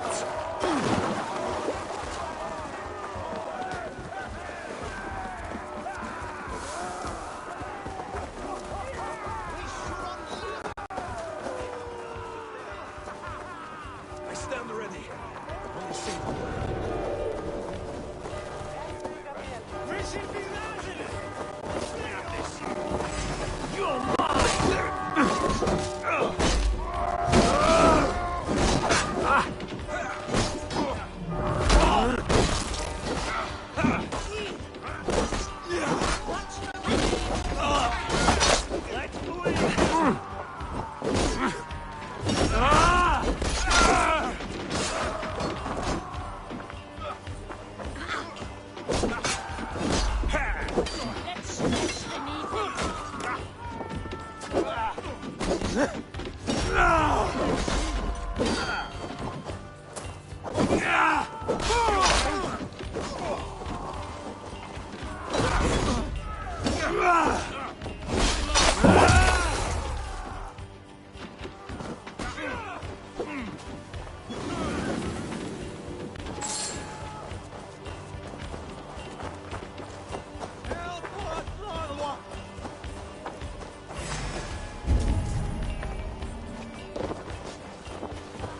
watch each other's backs!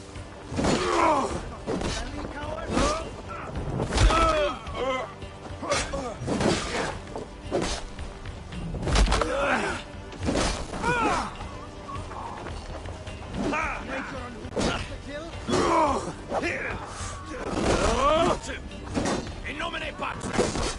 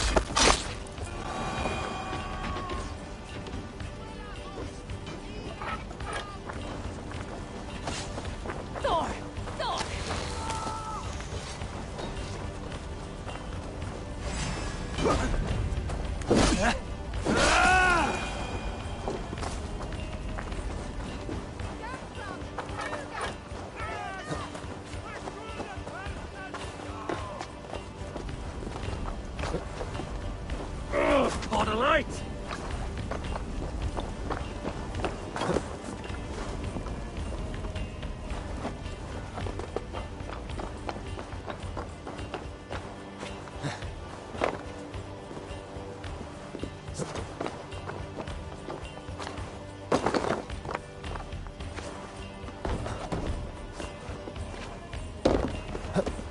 Eivor! Give me a hand! Derek!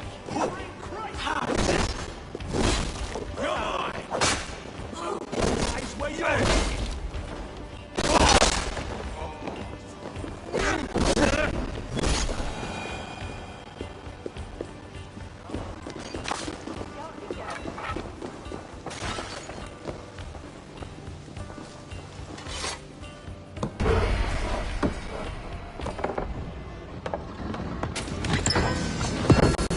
That is all we need for Gunnar. But if there's more, we should claim it.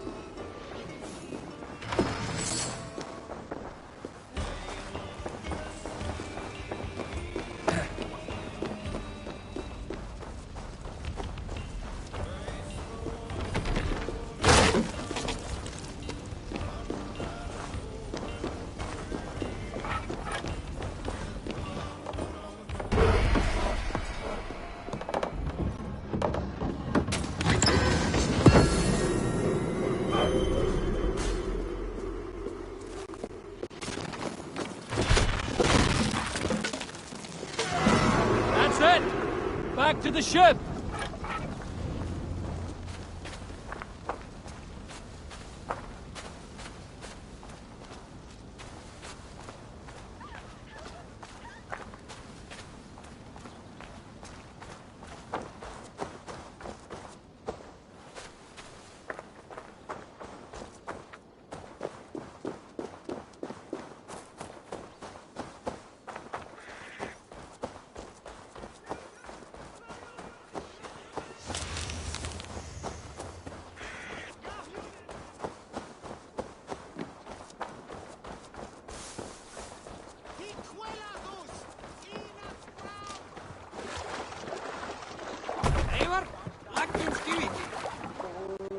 This was a good day, and some fine work from all of you. We should return home and unload everything. Are you certain there aren't a few more gold nuggets squirreled away somewhere? My gut tells me no. So, Eivor, what's your count? My count? Dag, I've no need to count my kills. They number too many. Likely story, Wolf-Kissed. Me? I killed 26, I think. Nah, there were barely a dozen when we arrived, dog. No, you missed them. They attacked from the forest.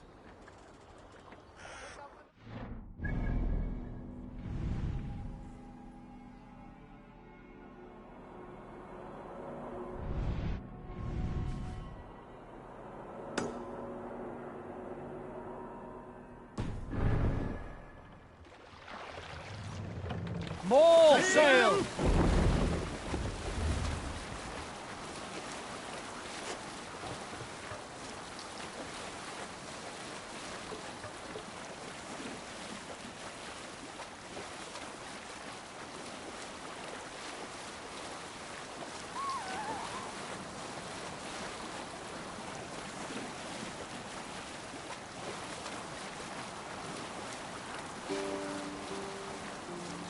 Let's hear a story. When I was 11 winters old, I was the youngest of my favorite cousins. A wild and rowdy bunch of boys and girls. Together with our parents, we attended a feast at the home of Halfdan the Black of the House of England. To toughen our patience, our parents set us with the old woman, who ordered us to bake flatbreads and serve it to the noble jarls. After an hour, the flatbreads piled so high into pillars, you could have built a roof over it and called it a longhouse. Sail out! When our work was done, an older boy, Guthrod, suggested we steal a keg of mead and drown in happiness for our good work. So Guthrod, Mikkel and Åsa snuck into the storeroom and stole a barrel as I stood watch. But when we were spotted, I froze. 3 of Harald's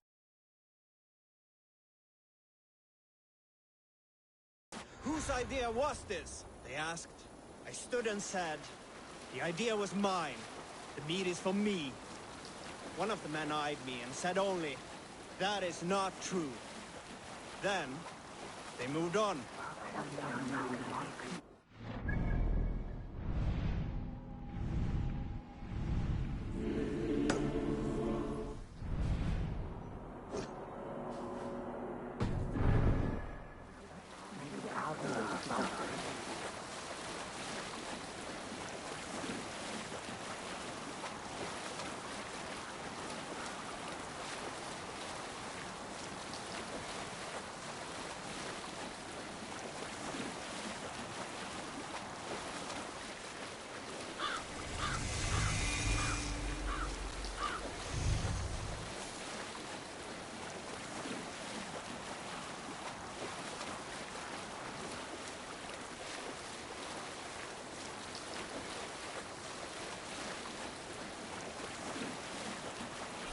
Cut there!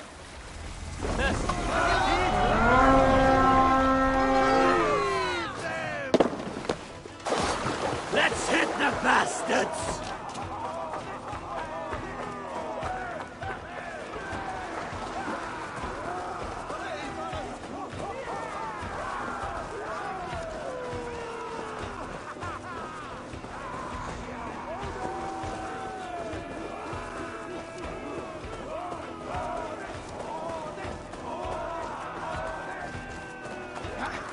What's that about?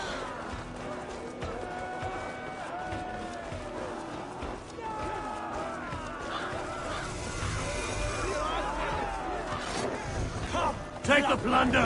Burn the rest! What's my lead?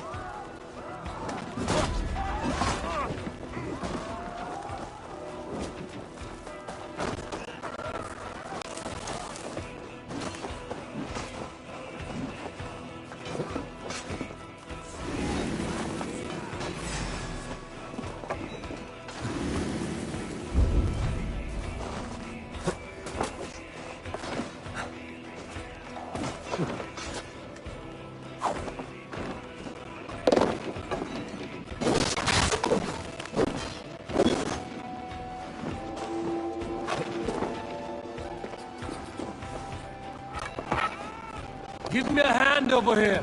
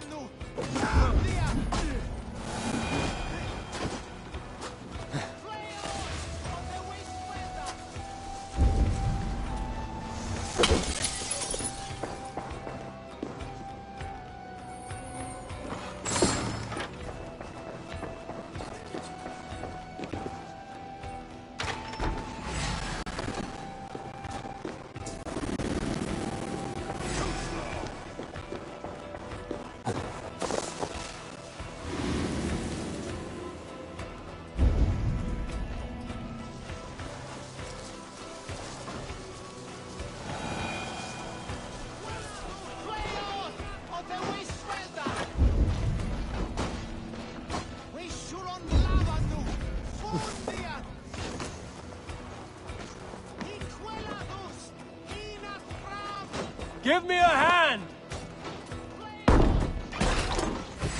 I'll kill you.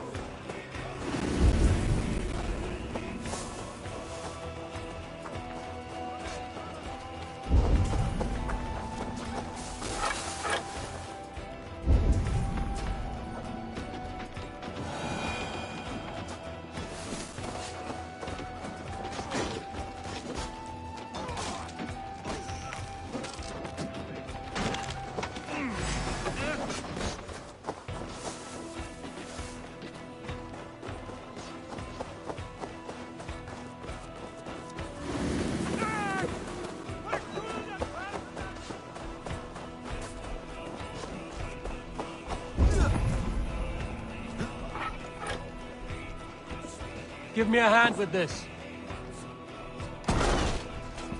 Now you pay.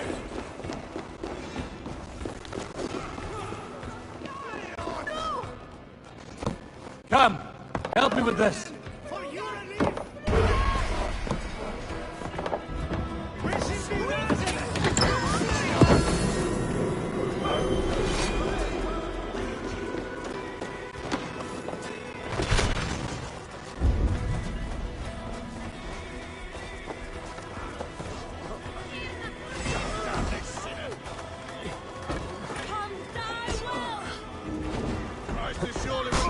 My thanks!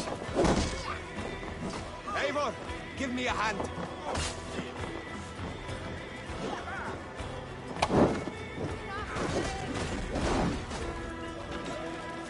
You try the other way.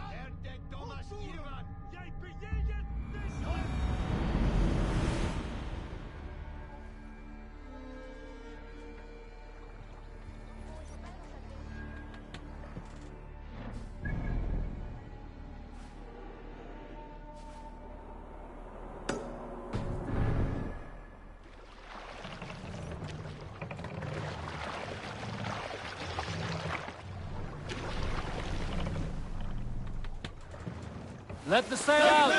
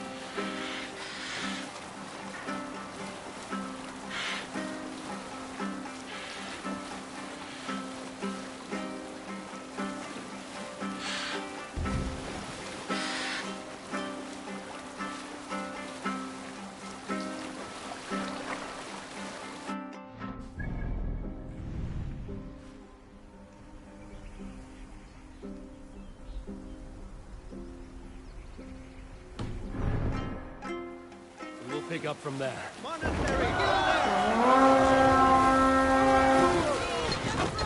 Kill them! Come, my wolves!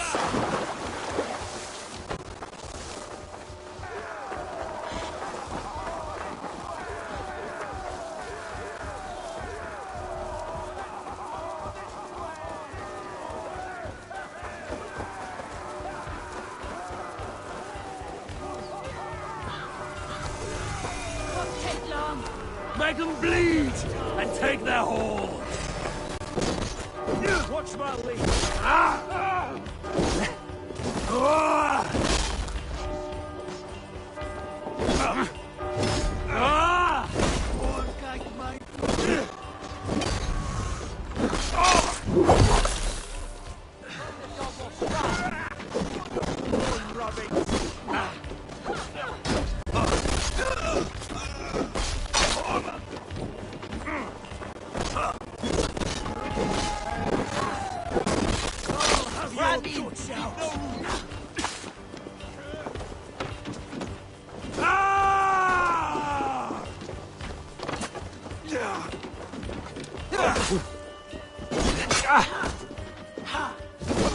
Forget that, all right?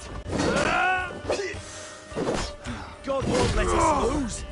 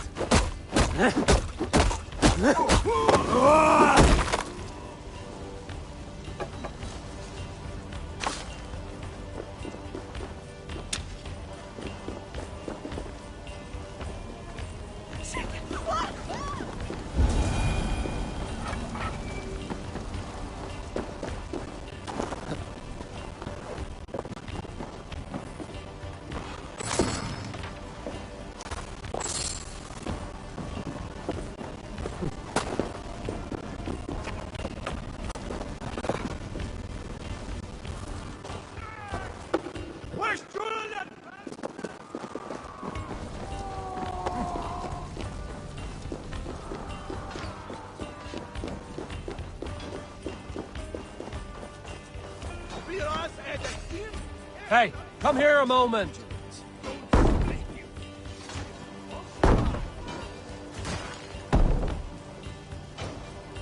Give me a hand here, Eivor! Bring the coward down.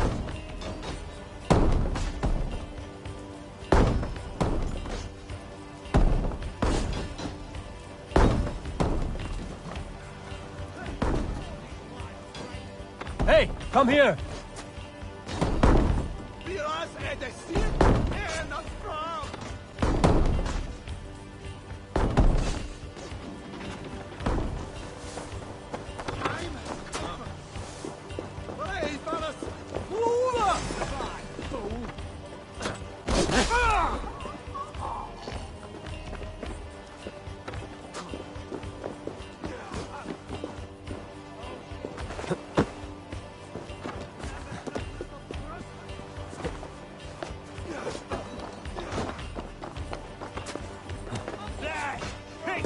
going up!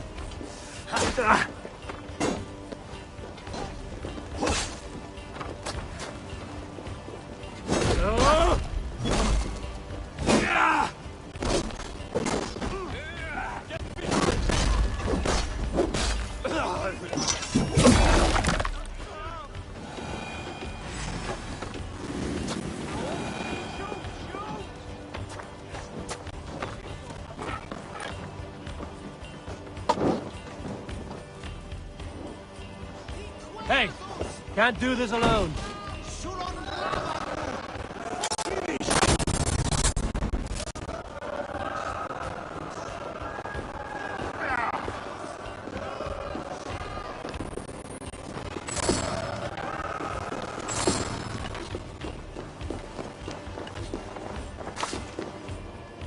Help me out over here!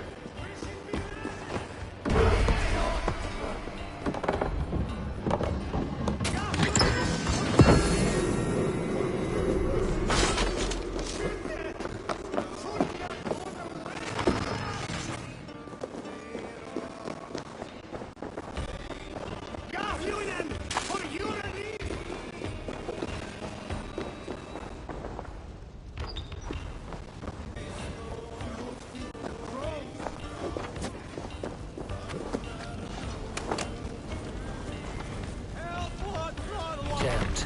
Need to get on the other side.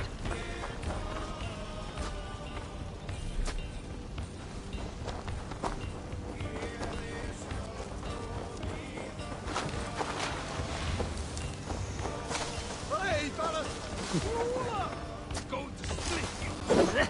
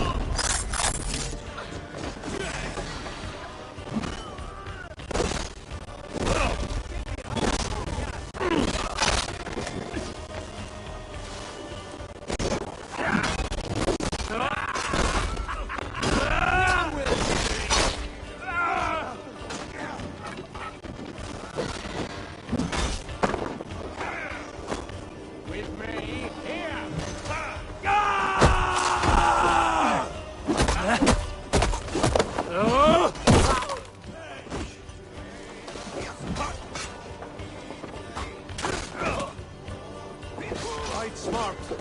Use your hammer.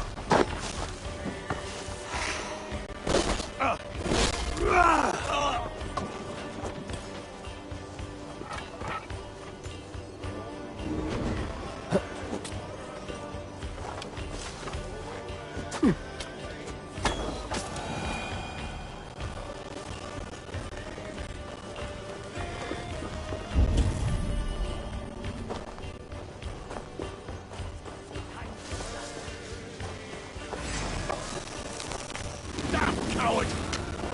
Stop and die! Help me out here!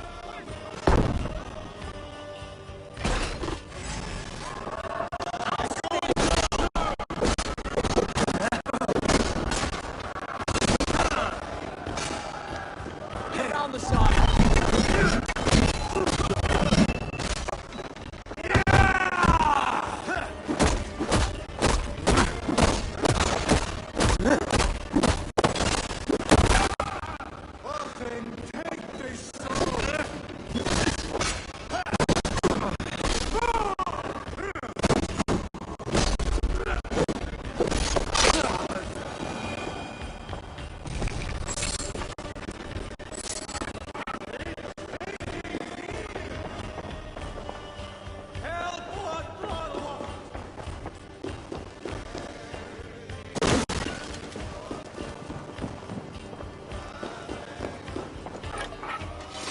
Hey!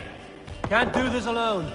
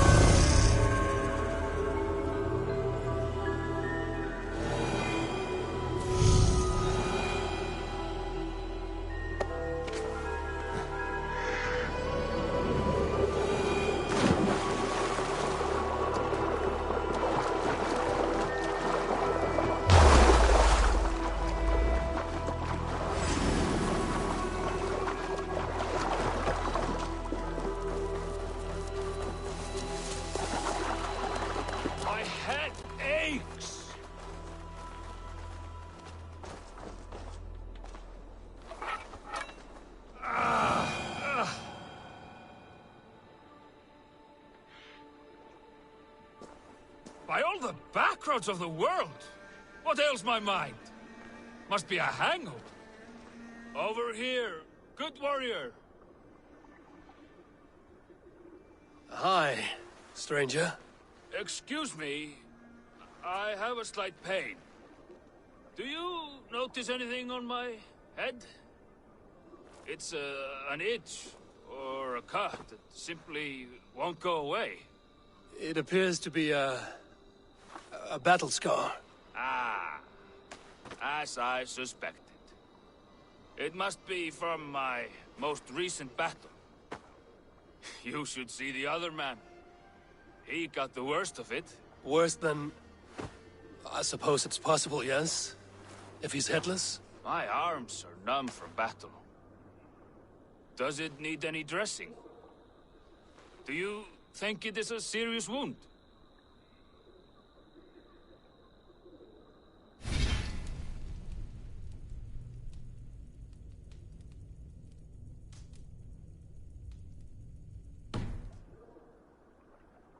Good, Drenga. You have an axe in your head. It is grim. I will take it out, but you will surely head off to the next realm soon. Ah, Valhalla it is. I appreciate your candid response. Now I prepare myself for the sights and sounds of the Corpse Hall. I will relieve you of the pain it gives you. Send you down the Bifrost. It is time. You know, there's a great mead hall nearby. We could go there and reflect on our greatest exploits. Nothing finer than an endless night of drunken glory. To make you forget all of the dishonorable fops in this world. Just skulls, warriors full of mead and story greed. Oh yes, let me weave you a hero saga from dirt and spittle. This one blustery battle day, I was inside a shield wall.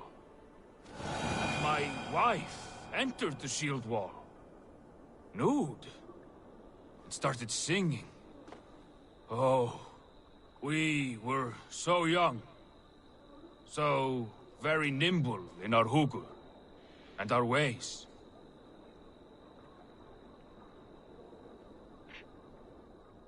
All your enemies have been slain. Now, you rejoice.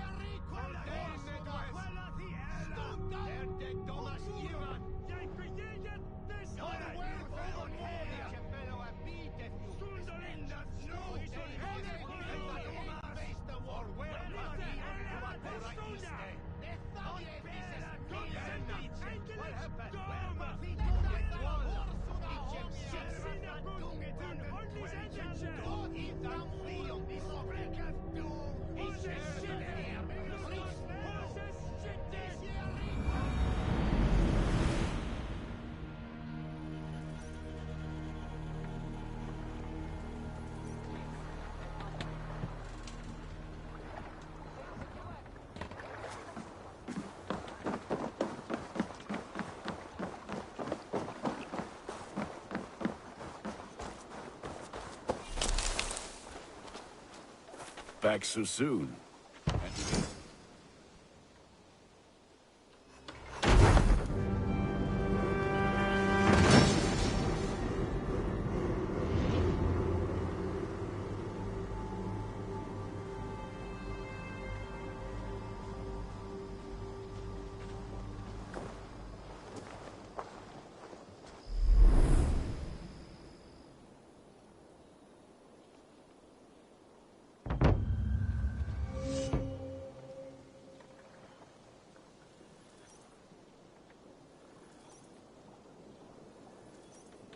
Ah, this is wonderful, Eivor. A forge bigger and hotter than my old forge back in Fornburg.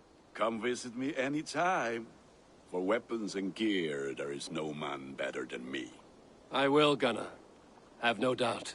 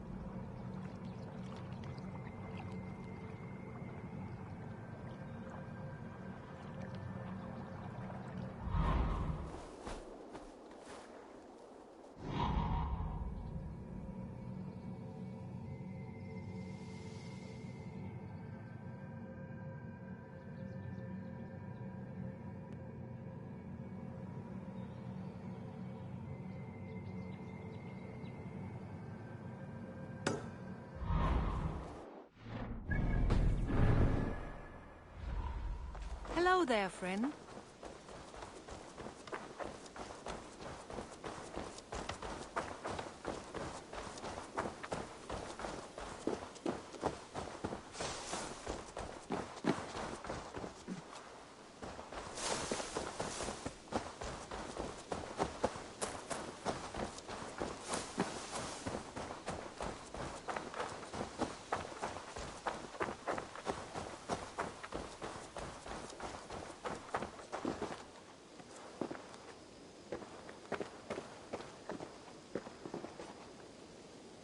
Hytham, now that you and Basim are settled, what will you do? We have work to do, starting in the cities of England. London, Jorvik, Winchester, all three are infested by members of the same order to which Kjotve belonged. But their reach extends much further than this. Of all the lands on Earth, I believe England is the most overrun. Do they cause here the same turmoil Kjotve caused in Norway? Not just turmoil. They spread a plague of delusion, teaching men and women to abase and abuse themselves in exchange for power. You have strong feelings about this. Of course. This is the sole purpose of the Hidden Ones, to liberate the body and spirit of man from any unnatural shackles. But we have not operated in England for over 4 centuries. Since the fall of the Roman Empire, the Hidden Ones have not had a presence here. This absence has given the Order of the Ancients ample room to grow and thrive. Our task will not be an easy one, but with a bureau, Basim and I could begin our work. If you have the time and spare resources to build one, we would be most grateful. I will see what I can do.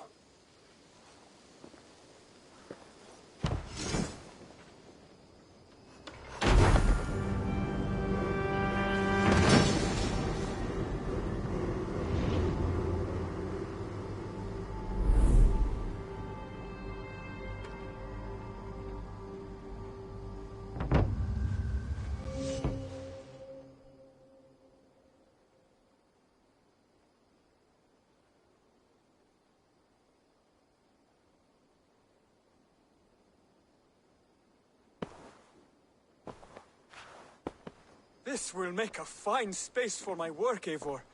Thank you. Well, if your work benefits us, I will see that you keep it, for as long as you live among us. I believe it will, for we have common cause against our enemy. They have dug their claws deep into England. Eradicate them where they are strongest, and the alliances you seek will be far easier to come by. In London, they now operate without restraint. If you were to eradicate them, the city would be in your debt. I will talk with Ranvi about your idea. Get her thoughts. Good. Yet, before you do, there is something else. A gift I wish to share. A gift? I cannot show you here. Will you walk with me? I will. Lead on.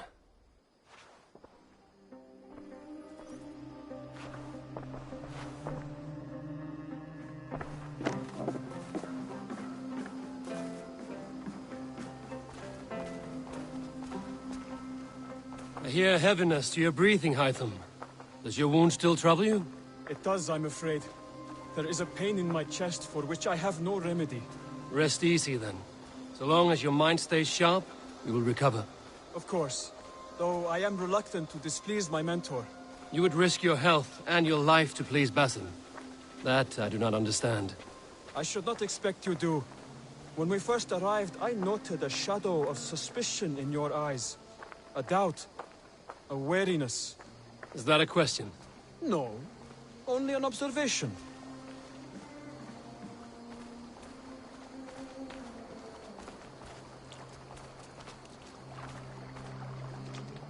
Are you well enough to steer this boat? I am. I've no doubt. It is only prolonged stresses that exhaust me. My energy runs low rather quickly.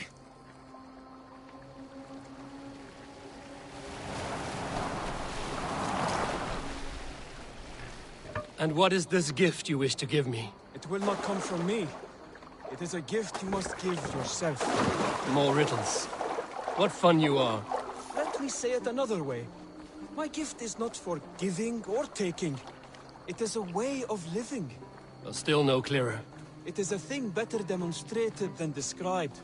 And I will wait. Forgive my jest. This gift we call a leap of faith. It is one of our Brotherhood's most sacred rites. It is not a tool we use against our enemies, but an act we embrace to strengthen our resolve.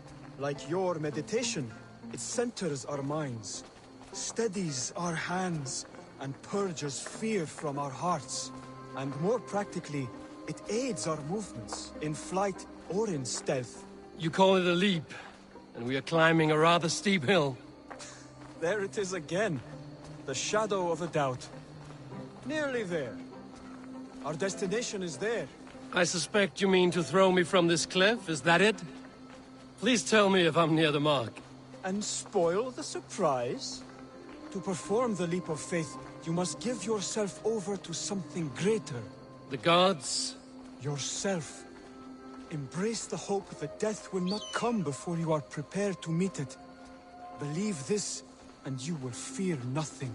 Our deaths are prefigured, weaved into the fabric of the world.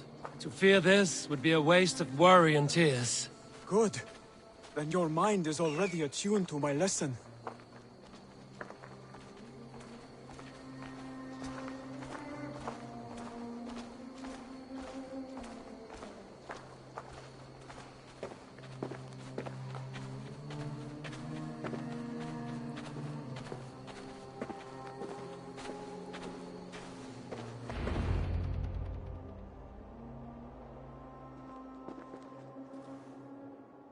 I will leap first. On my word, you must follow. Lean into your faith, into your strength, and take flight. You want me to jump? From here? Yes. I would sooner grow wings and fly away. Thank you for the lesson, but... Wait! And watch! Hytham!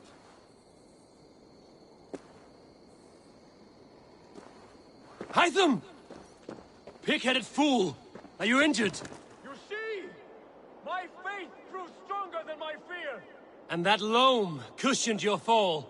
Eivor! I have not seen this side of you before! Do not feed your fear! Conquer it!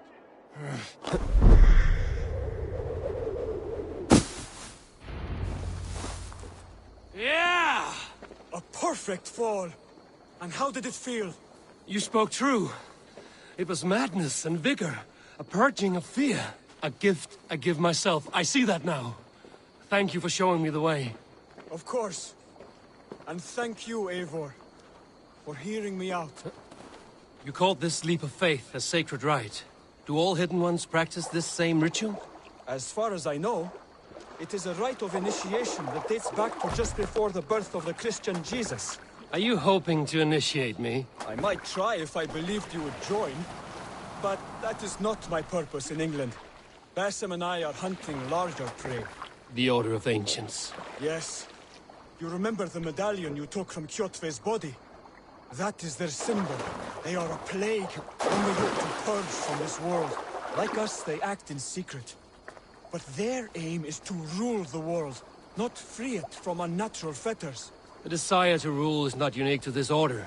Sigurd and I want the same. A land to call our own, and the honor that comes with it. Do not compare yourself to such people.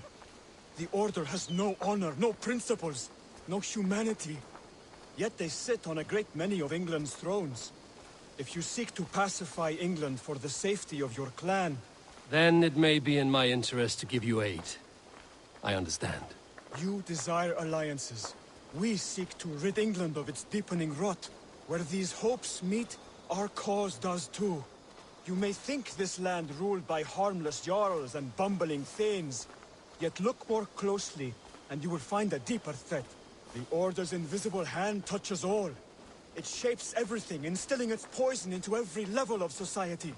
From the lowliest fishmonger to the richest merchants, from wealthy thanes to useless kings, the Order... Basim has given me one task here. To locate and eliminate the Order of Ancients in England, in whatever dark corners they reside. If we work together towards this end, it will benefit us both. You will have greater influence over the kingdoms of England. And you will have more medallions to count. Exactly. You should begin in London. I have credible reports that the Order is working now to seize the city. I will speak with Randvi about this. And while you are there, be on the lookout for our symbol. Centuries ago, the Hidden Ones had bureaus built around England. There were 6, I believe. If you can find them, search them well for documents bearing the same symbol. It will greatly aid my studies. I will. Thank you, Hytham, for all of this.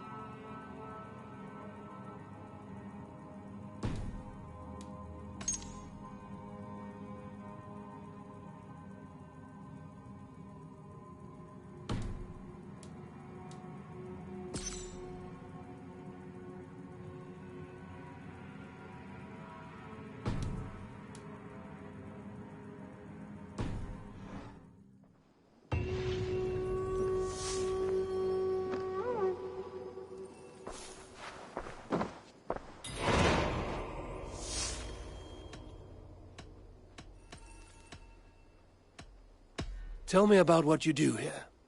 When you eliminate any member of the Order of Ancients, bring their medallion to me. It will help to keep a tally of how many still live. I have to go. Then go in peace.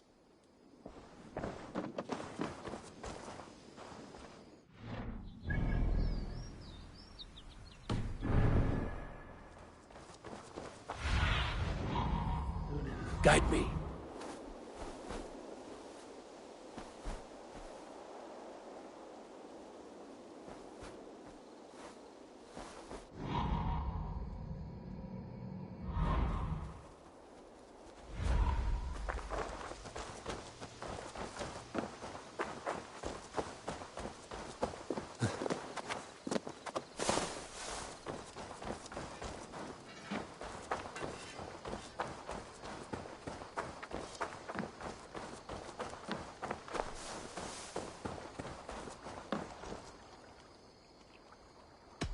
What is it you do here again?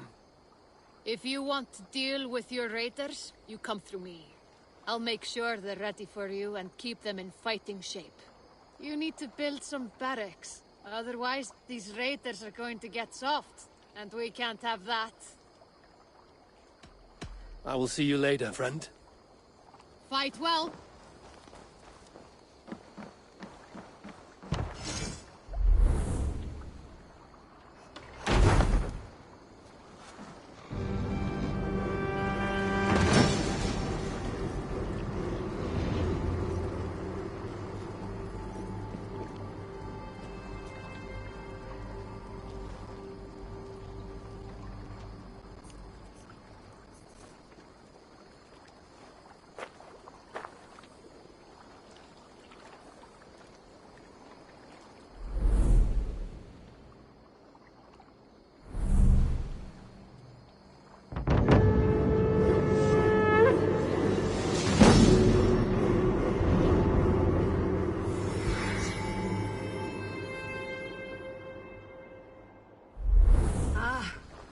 With this, we can recruit more warriors. Now I can build the most vicious crew ever to sail the rivers of England. Aid me. Be my eyes.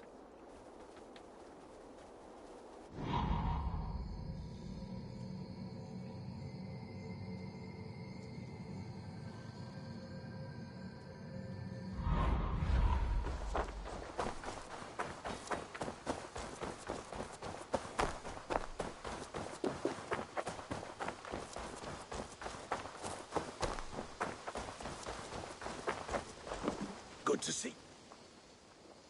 Can you remind me what you do here?